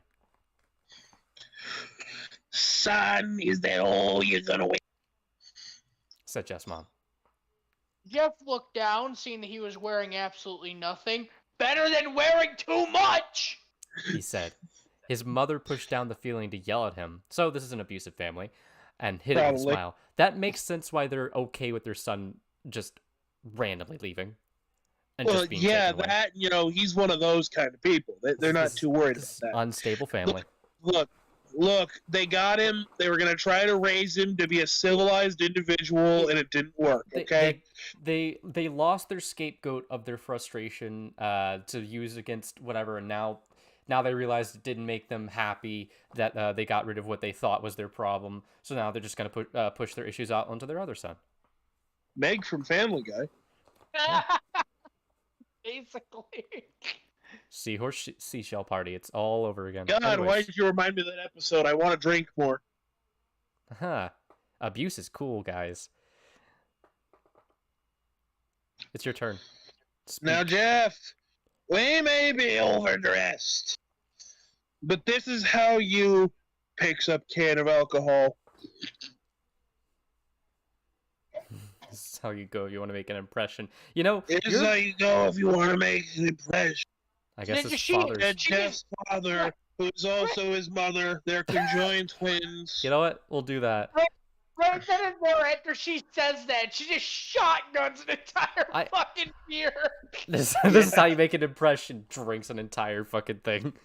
You know This what? is how you make an impression. Jack Daniels out of the bottle. This kind of makes sense for your whole theory of like they're super upper class, because this feels like one of those like super rich celebrity kind of people where like this feels like Victorian London. I don't have any fancy clothes. I have nothing. My brother's gone. He yelled Just down call the for the stairs. servant. The servant will get you good clothes. Just okay. I'll do this exactly like how she would normally do this. Okay, let me just hold on. I just gotta do one thing for the bit. Gotta do some cocaine first. Just pick out something. She's just farting. It's empty. Called his mother. He looked around in his closet for what he would call fancy. He found a pair of black dress pants. I'm so fancy. For They special already- occasions. And an undershirt. He couldn't find a shirt to go with it, though. He looked around and found only striped Too and poor patterned for a shirts. Striped and patterned shirts, none of which would go with dress. Are you okay, Jeff? Because, like, if it has a collar and it's striped and you... Author? I don't think you know how fashion looks. I think that what happened is after... So Jeff was totally fine, but then after Lou just left, he just can't. He can't do a fucking thing He anymore. became a fashionista, and now he's really picky about like matching tardigrade with fucking Bear. None of which go with dress pants. Yes, they do. Finally, he found a white hoodie and put it on. So he just says, fuck it! I'll look terrible. Wow, I look like I could have robbed someone at a bus stop. Does he put on his MCR band shirt as well? Puts on a fucking snapback. he's a rapper. He puts on his Linkin Park shirt and then decides, not today, I need to make a real impression and he puts his Panic at the Disco shirt on. Oh my god! He wants to start a band called the Notorious Preschool Watchers. Oh no. Jeff's mother. You're wearing that? Wait, they both said it. They both said You're wearing that. You're wearing that. You're wearing They both that. said. His You're wearing that. Looked at her watch. Oh no. No time to change. Let's just go, Brandon. She said as she herded Jeff and his father out the door. They crossed the street over With to Barbara and Billy's house. Yes, there's no time to change. We'll be late to the party, which is right across the street. You know, if you're like a minute late, it's not going to actually like middle-class white people. They're upper class. Of course, they're going to matter about all this shit. Time slots matter. They have to be fashionably early, you know? Or fashionably late, I guess. Fashionably retarded. They knocked on the door, and at it appeared that Barbara, just like his parents, was way over... What? They knocked on the door, and at it appeared that Barbara, just like his parents, way overdressed. That is a terrible sentence. As they walked inside, all Jeff could see were adults, no kids. Is this supposed to be commentary about something? This feels like it's just an upper-class family. Society. The kids... Joker. Oh, wait. Yeah. This reminds me so much of that one time that Mom dressed in a dress when I was in jeans and played with a child. And then I was put on a registry. The kids are out in the yard. Jeff, how about you go and meet some of them? Said Barbara. Jeff walked outside to a yard full of kids. End statement. He just stopped. They were running around. They were running around in weird cowboy costumes. I'm reading again. Okay. And shooting each other with actual physical firearms because this is America. Don't catch me slipping on. As well as standing in a Toys R Us. What? He might as well be standing. He might as well be standing in a Toys R Us. That's a stupid fucking line. Suddenly a kid came up to him and handed him a toy gun and hat. Yay. You want to play? The 5-year-old said. No, no, kid. Jeffy. No, kid. Oh, I'm too old for this stuff. The kid looked at him with that weird puppy dog face. Whee! Said the kid. Fine, said Jeff. He pulled out his AK and gave him a 5-second head start. I like to imagine Jeff ends his statements by, like, talking in third person. Fine, Jeff said. He put on the hat and started to pretend shooting him to the kids. At first, he thought it was totally ridiculous, but then he was horrendously aroused by the children. It might not have been super cool, but it was the first time he had done something I thought that said someone. I've had too much alcohol. That took his mind off of what? It might not have been okay off of Lou. So he played with the kids. That sounds illegal. For a while. Until he heard a noise. He then told the kid to never speak of what a weird rolling noise. Then it hit him. Randy, Troy, and Keith jumped over the fence on their skateboards. Alrighty, boys. Time for round 2. Jeff dropped his fake gun, ripped off his hat. Randy looked at Jeff with a burning hatred. He was mad. Hello, Jeff, is it? He said. We have some unfinished business. Chili dog.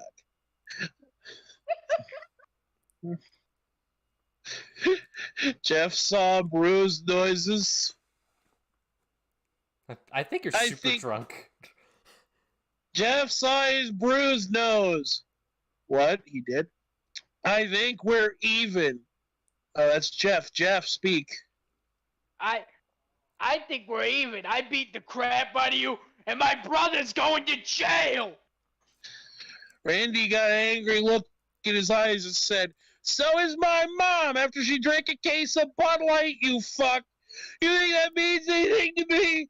You think I love you? I You want to want Jeff, nothing, you insolent shit. Jeff looked back at him. You want to play at the Struggle Olympics? You want to fucking play? You lied to me. You claimed you liked My Chemical Romance, but I see you in your Panic at the Disco shirt. This is just the Pain You Olympics. lied to me, Jeffrey. It's just the Pain Olympics. No one interrupt. Their guts will fly. Randy said he pulled out a knife, and then Jeff stabbed it into his shoulder. What the fuck? Also, just to note, because yes, I'm going fast because I don't give a shit. The children have guns. Keith and Fat Ass have guns. Yeah, Dream is speed running a felony. So let's go. I also love how like this entire fight is happening, and none of the parents ever. Well, no, Lucid, you don't understand. These children, they have guns. Toy guns?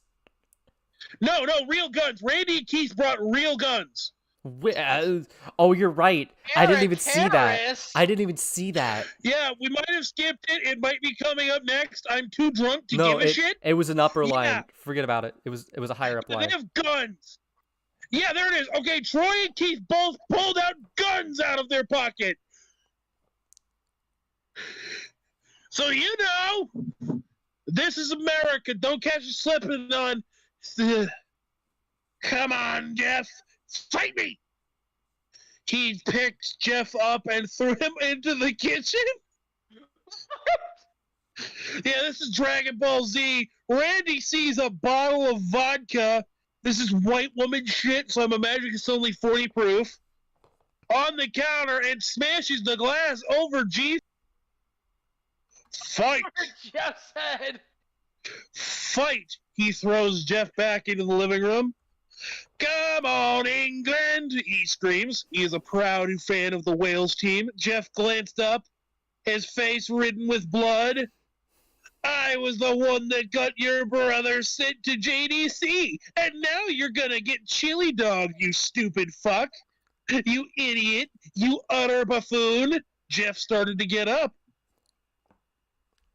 Oh, finally! You're starting to give me a good fight, because what you see is what you get. I'm just a guy looking for adventure. Live and learn! Ah! Okay, let's see. Jeff is now on his feet, blood and vodka and urine on his face. Once again, he gets that strange feeling. He realized that he is into pain and children, the one which hasn't felt for a while.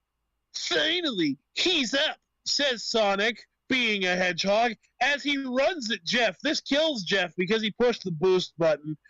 And when it happens, something inside Jeff snaps. It's his penis. It is permanently bent because Randy needed it. His psyche is destroyed. All rational thinking is gone. Much like me when I look at the McDonald's menu and spend over $100 and want to die. All he can do is kill, much like me, on the toilet after I eat said McDonald's. He grabs Randy and pile drives him to the ground. Oh my god, it's the Undertaker! Holy shit! Okay, I know not everyone in the chat is a wrestling fan. Hi, Kyrie, if you're watching. If he didn't do the pile driver like the funny wrestling way, you know, where they fake it, if he did it for real, Randy is dead. I just want you all to know that he is at least crippled and potentially dead. His psychic shot rather than powers on the ground. He gets on top of it, punches him straight in the heart. Shot through the heart! You're to blame! Bon Jovi is fucking lame! John Bowie. Through the heart. It is my. As Randy gasps for breath, Jeff hammers. He hammers down on him. Punch after punch, blood gushing from Randy's body, all of the orifices, including the nipples, until he tastes his final breath and dies. We could just end the story there. The story is terrible. No. Do we really want to keep reading this? We have 2 viewers! I scared people off! Woo! Do we really want to keep reading this? Yes, we do. We're not Oh stopping. my god, we've been going for an We're hour and a almost at half. the end. I hate this story This so train- much. This train does not stop. This train does. This is our worst stream ever. I want to go away from this. This is our worst stream ever, and I'm having so much fun. You told me to leave the Everyone is- story I was having fun with, and we have to keep reading this shit. I asked the chat. Chat, do you want us to stop reading Jeff the Filler? You want us to stop reading Jeff the Filler? It feels like filler. We're not gonna get answers. There's nobody watching. Hold on. We're gonna get answers. Give it a minute. I love the cherry rants. My Okay, God. there we go. We got a response, guys. Welcome to purgatory. We got a response. Okay, we got a response. Someone said no. Yeah, well, they somebody said don't no. matter. They don't matter. They don't have 45 subscribers. The chat says no. No, the chat says yes. No, keep reading. See, so it's 2 votes for keep reading. We have 2 viewers. Thank you, Jester. I, Cherry, say no, fuck off! This could be a part 2. We have tomorrow and No, Sunday. we have too much No. shit to read tomorrow, and you won't be on for part of tomorrow. What are you doing tomorrow anyways? We're doing Laughing Jack and Slender Man. Oh my god, you set up way too much for yourself. I really No, do. but It's it's really funny to fun. torture you. And you know, it's not going to get any faster. In fact, it's getting slower. Oh my god. Okay. Oh my god, Jester is Okay, insulting fine. me. I'll summarize it because I'm good at that and that scared off viewers. Everyone is looking at Jeff as his spaghetti falls from his pocket, his parent, crying children, even fat ass and the skinny boy. Oh, they easily break from their gaze and they point the guns at Jeff. Jeff sees the guns trained on him, and he dodges the fire. He runs for the stairs as Troy and Keith let out the fire, run. Each shot misses. He dodges the fucking bullets. Jeff runs up the stairs.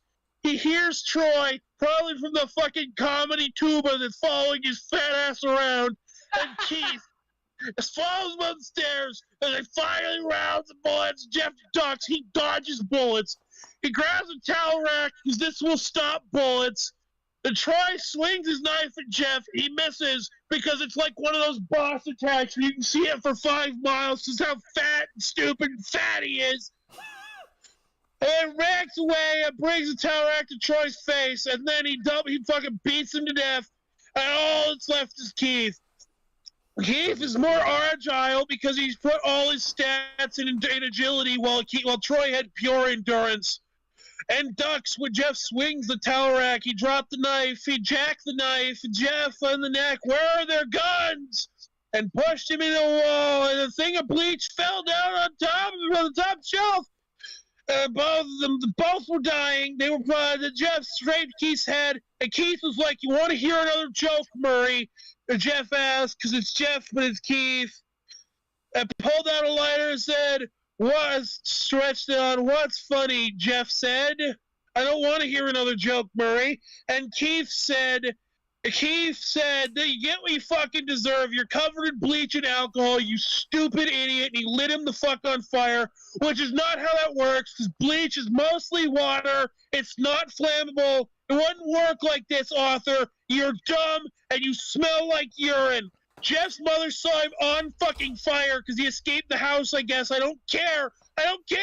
Jeff was then woke at the hospital in one of those funny casts from the funny cartoons, The Simpsons. His mother was like, "This cost me a lot. I can't buy cigarettes anymore." She was really bummed about that. She was really sad. But she's feeling better now. She's got one of her sons back. Lou died in prison. We are gaining Honey, are you gaining okay? watchers. We are gaining watchers. We have 3 watchers. "Honey, are you okay?" she asked. Jeff couldn't. He didn't want to answer. He didn't want to talk because he's an edgy loner who doesn't like to talk. Then, "Oh, honey, great news. After all the witnesses told the police, Randy Randy's dead. So's Lou. He was killed in prison over a Hershey's.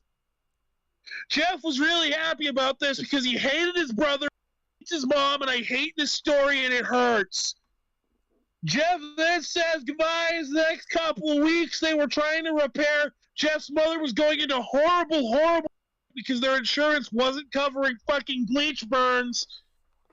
A bandage there removed his face. His family finally saw it. He somehow lost his nose. He lost his nose because the fucking picture doesn't have a nose. Did you ever notice that really scary Jeff picture? That scary Jeff picture that scared millions of children all over the world? It doesn't have a fucking nose because the story is stupid. It's fucking stupid. It's dumb. And everyone who liked it is dumb. You are dumb children. Let's hope it gets better so that Jeff can go to the house and Lou, who is a ghost and a zombie ghost, is like, hey, it's not that bad. And Jeff is like, I love being even whiter because he's a white nationalist and Hitler. And Jeff is like, are you okay, Jeffy? And Jeff is slitting his face open because he thinks it's really funny. He thought Heath Ledger's Joker was really funny. He thought it was a really funny movie. And Jeff, after slicing his face open like the youngster from Heath Ledger's Keith movie, Keith Beef, Weef Beteeth, his mom came in and was like, Jeff, what the fuck are you doing? And Jeff screamed, this is CZW, baby! And he threw her into a table of glass. Full-on table of glass. He threw her into it, and he went her. His dad counted the pin. His dad counted the pin. She was legally dead. And he stabbed his dad, too. And then he killed Lou because it was really funny. And he's like, shut the fuck up. Go to bed. And that's the end of the story. Woo! It sucked ass. Cherry, are you okay? Yeah, my throat just hurts. Let me drink some alcohol. Yeah, we'll take over for you. You sound I'm surprised that this is a shorter version of the story. I thought this was the one that was a lot longer. Oh yeah, the remake is longer and worse. Well, the someone original wanted to, one was go ahead. not that long. Yeah, someone wanted to know how you doing, Banished Chocobo? Let's do a live update. You know, live update. How you doing in the I don't. Oh, no. I don't even know where the hell I am. I don't know how I got here. I'm in the bathrooms. You're in the crap rooms. Oh no. Chocobo, I'm sad to hear you got into the crap rooms. What does it smell like? Crap. It smells like crap. All right. Well, what is the have you run into any monsters down there? Because that sounds thematically appropriate. Ran into what you cut out there? Into any living turd monsters? No. But there was a few flying tampons. I'm sorry to hear that, Chocobo. I hope you recover. I hope you do recover. I want to kill myself. Just keep pushing on, Chocobo. I believe in you. I want to go home. Well, there's probably you are probably going to live there for the rest of your mortal life. I'm like an April place. Well, welcome back, chat. We are doing wonderful tonight. How are you all doing? You know, you're sticking around. Wow, this stream is a lot smaller. It's a lot shorter than I thought it was. We're only an hour and 53 minutes in. Yeah. Well, it looks like I'm sorry, chat, that I rushed that. You've probably all heard Jeff the Killer. Like, let's be fucking frank. But like, man, it's bad. Do I need to say it? It's bad. It's stupid. I made jokes through all of it, but I went through the major beats. He cuts his fucking face open, which, by the way, I forgot to mention, he cut his eyelids out. So you want to know what happened to Jeff the Killer over the course of a week? Mouth infection, eye rot. He died. Jeff would die. The end. And he doesn't have a nose. What the fuck happened to his nose? You see that fucking image? That's so spooky. The spooky fucking image. He doesn't have a fucking nose. It's not scary. It was only scary to babies. And I was a baby. I was kind of scared of it. That's what hurts. But you know what makes the pain go away? You know what helps the pain? What? Hard liquor. But the second thing would be the host's creepypastas. My throat hurts, so you guys got to make them first, then we'll go. Well, Okay. I will let you all know what we're doing here. So we decided the wonderful idea of writing our own creepypastas. I have one written down. I know our lovely guest host has one, and He's I'm a guest assuming host? I'm a permanent host, asshole. I guess you are, but like your identity changes every day, so I have to kind of change what I'm saying about you. My bad.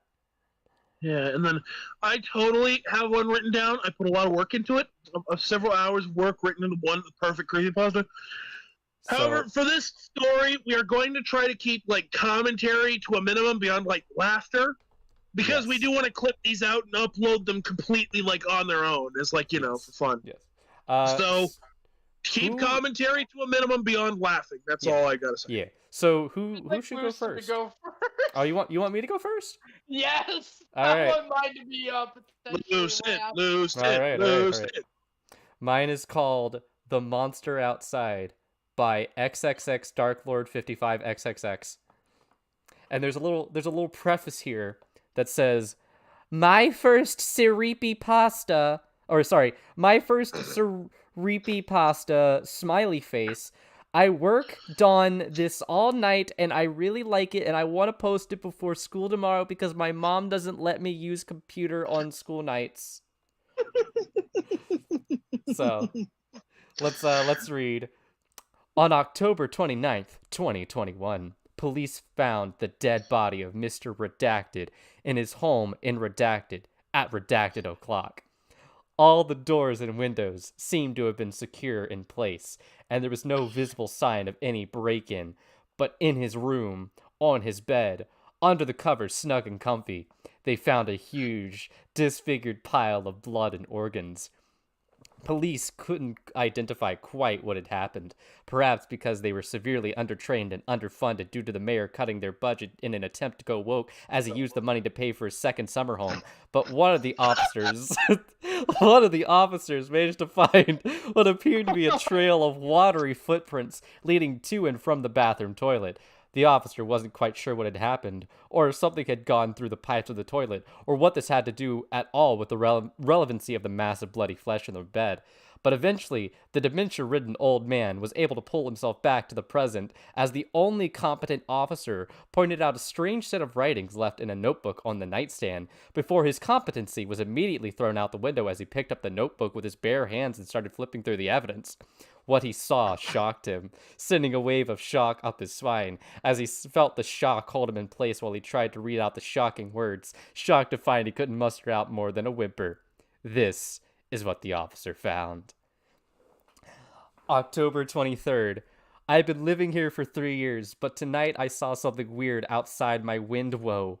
It passed for just a fraction of a seconds, and it looked like a dog, or maybe a cat, but it had these beady reed eyes and shaggy fur, and its teeth were super sharp, like it could tear out my flesh, and it was shaped so thin and lanky, it looked like it could crawl in through any slight crevice in my house.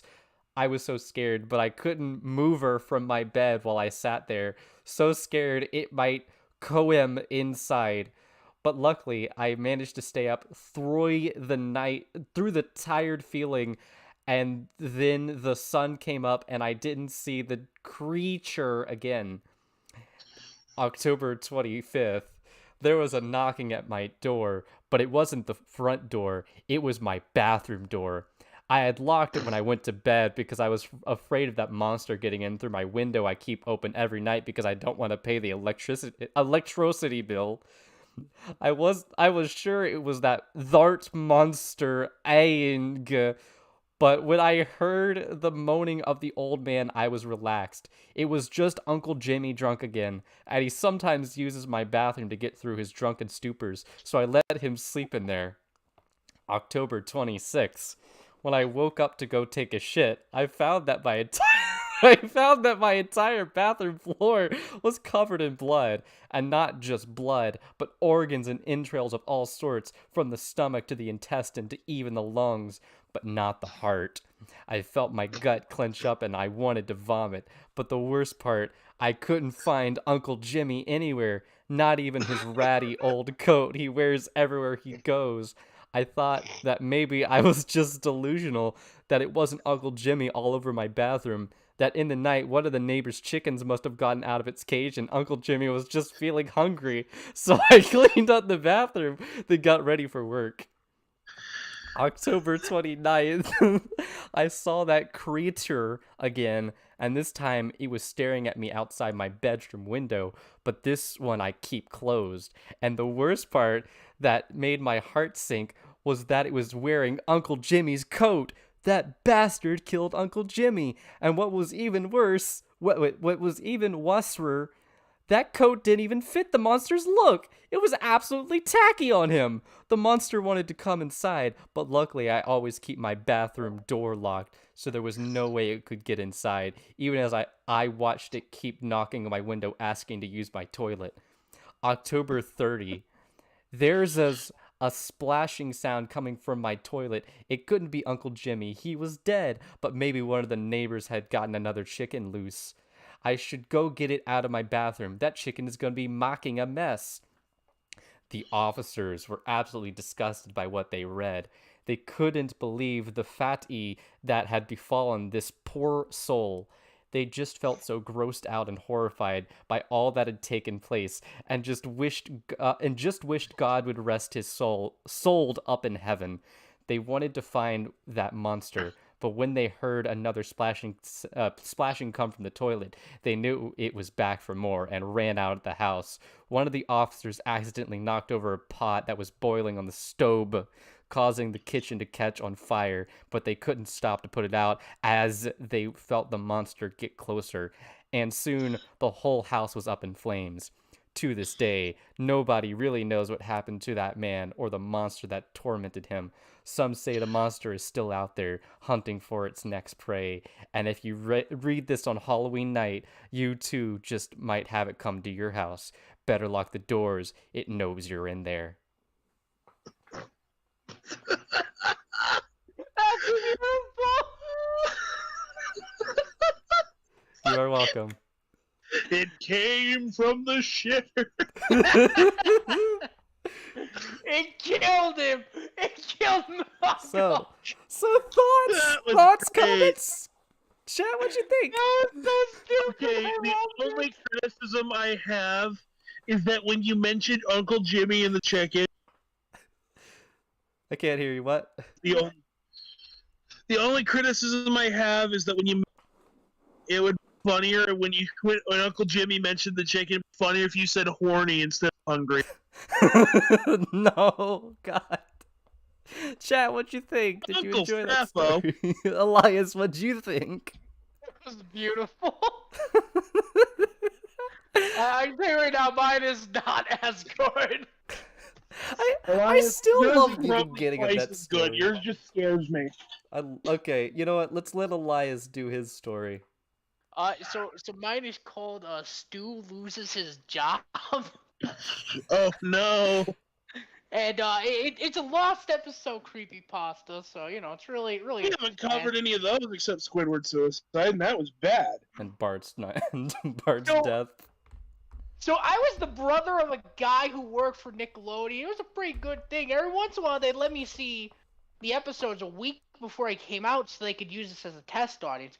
It was pretty cool that I got to see the episodes of every show and could be the first to see every show ever. It was pretty nice. At the time, they were running the Rugrats. I don't believe in curses. Up until now, they put me and a few friends in the viewing room so I could see the final cut of the latest episode. Stu loses his job. I thought it was the funniest name ever. I love Stu. He's my favorite character. But after this, I don't know anymore. ... 20 dots. The episode begins with Stu going to his job and falling asleep on the line, letting some dangerous toys get through. they were burning and had hyper-realistic eyeballs on them. It was almost like the animators put a JPEG over them for fun. But that's not possible. Animators can't use Photoshop. The company blocks it. Stu, of course, gets fired for being an incompetent idiot and goes home to his wife, Dee Dee, who is visibly pissed at Stu for losing the 4th job this month. Stu, of course, goes to the fridge to get a 6-pack and sits down to watch college football, throwing empty beer bottles at the TV every time the other team scores a point and fucks up. Stu, at this point, I did not know what this episode was about, but we did not question it as we thought it was funny to see Stu ignoring his wife. Stu got up and started having a screaming match. I work my ass off, Dee Dee. I do my time at the factory, want to come home and watch some college football, and this is what I get. At this point, Stu throws another bottle at her and runs to the fridge to get some rotisserie chicken and skim milk so he can calm down. This went on for 5 minutes and 13 seconds as we watch Stu in real time watch college football, drink heavily, rip up some chicken and dip it in milk before eating it. Every once in a while, Tommy would come around and Stu would push him away with his foot. And exactly the end of this, Dee Dee yells at Stu to make some food for his damn kid. This screaming, though, was too realistic. Almost like the studio got some better equipment. But that couldn't be the case. That couldn't be the case, though, as they stopped using good equipment after the April Fool's Day prank that involved 5 interns in an edited episode of SpongeBob SquarePants. Stu gets up, screaming at Dee Dee that she's a bitch for interrupting the game, and starts preparing this formula. While making it, Stu's sudden narcolepsy kicks in, and he knocks a bottle of Drano into the milk, falls asleep. During this time, we see Stu's dream. It was dark and empty except for a single figure. He looked over at Stu and said, I ain't kidding, Stu. You don't need to get another job. You can stay online forever and ever. Stu woke up and screamed his lungs out, wondering what the hell is going on. At this point, the adults in the room were half asleep, and we were paying attention fully. This time, Stu had hyper-realistic blue and green eyes and gave Tommy the bottle.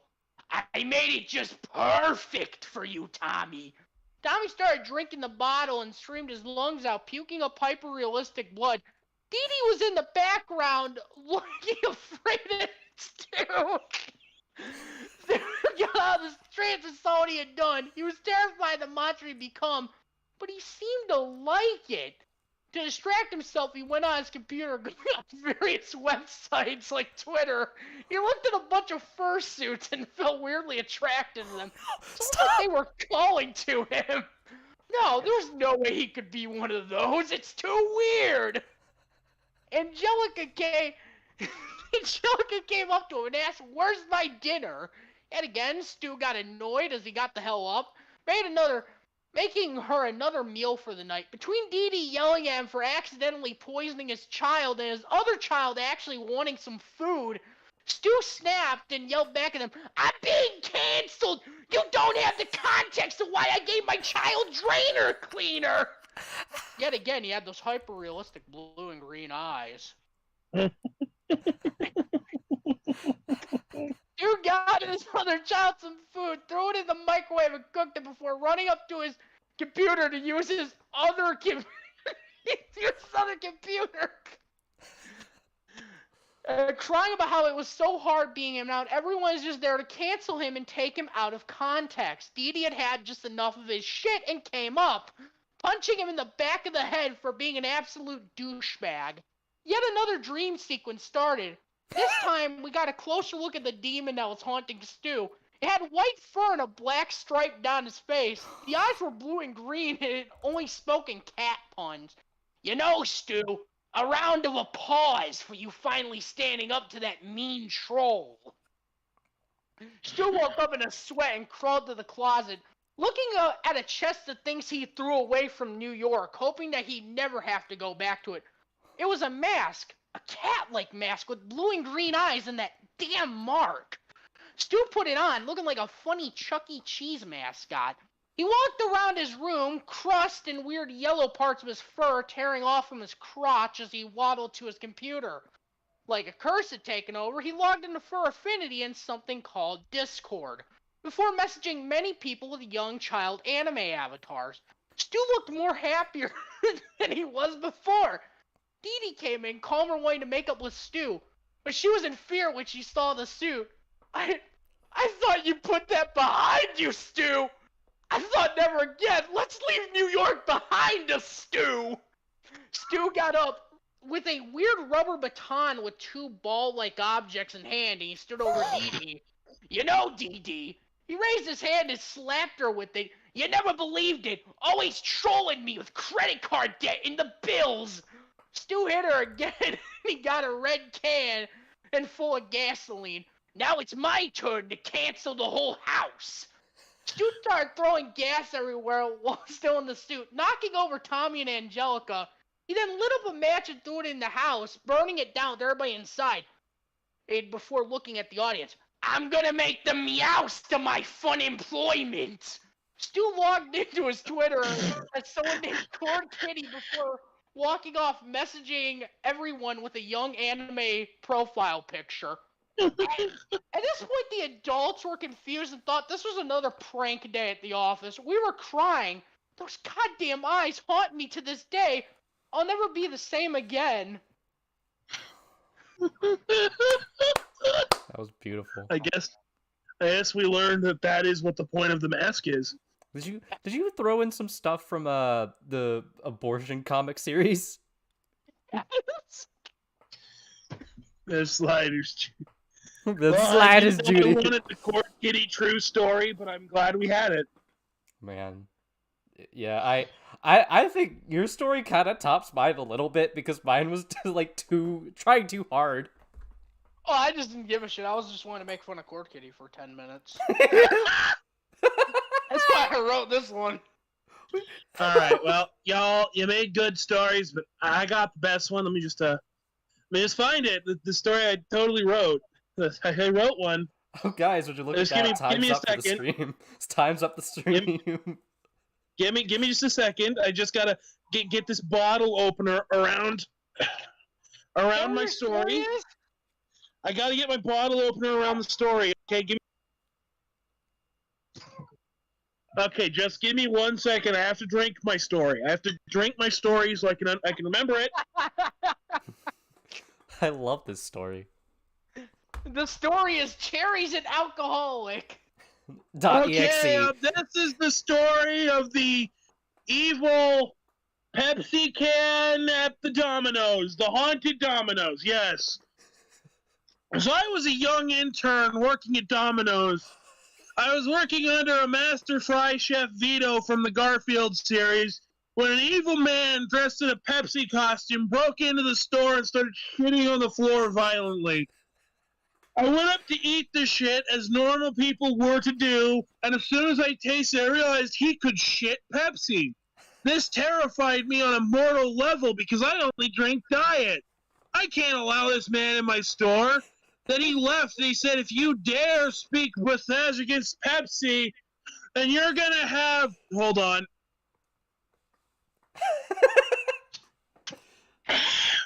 You're gonna have bad luck for 70 years and you have to follow my 50 rules.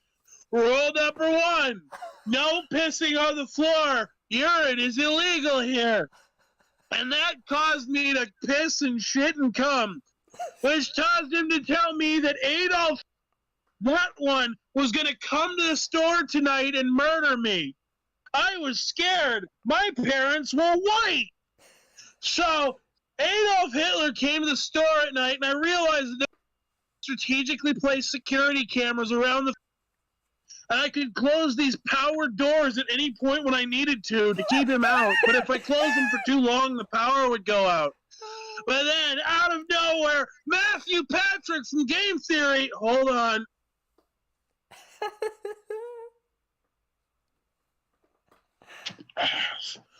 Sorry about that. Matthew Patrick from Game Theory, he came out and he said, wait, it's the purple guy from Fazbear. I was like, that's retarded and sounds like for children. And then Hitler came in and he killed me, and I died and went to hell before I died. And how am I telling you this story? The devil let me borrow his computer. It's really nice. There's really good porn on it. The end. That was beautiful. That was amazing. This story is brought to you by Angry Orchard Heart. You know what? If I ever have to do, because some of these things I have to do for school are like close readings and analysis of like literature.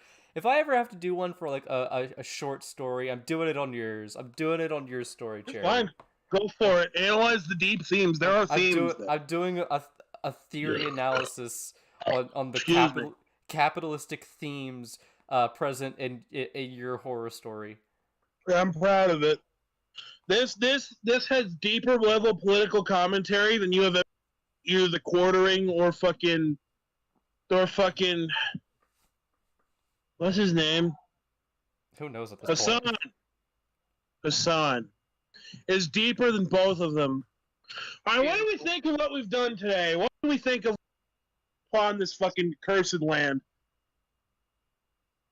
I hate this.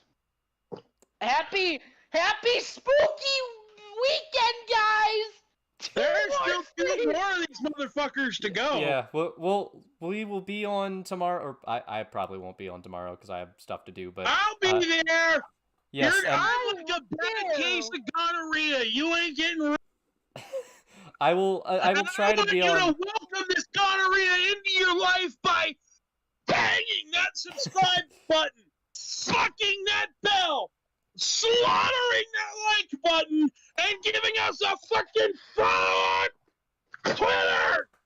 Man, I love. And please subscribe to Elias Porter to get him to 50 subscribers so he'll play Sonic Shadow. The one about the hedgehog who is the hedgehog in black. You want to plug anything? Buy Lucid's fucking book. It's probably good. I haven't read it. I can't read. I have a book. I can't read. Yeah, this man. Oh, do you want to plug anything, Elias? No, not really. It's not my channel, but that's really it. I'm a broke bitch. I am trying to get money. My name is Lucid Creator. I have a Ko-fi. If you want to go pay me money, I do shit. Yeah, he do shit. He do shit. But it's good shit. Yeah. Give him money.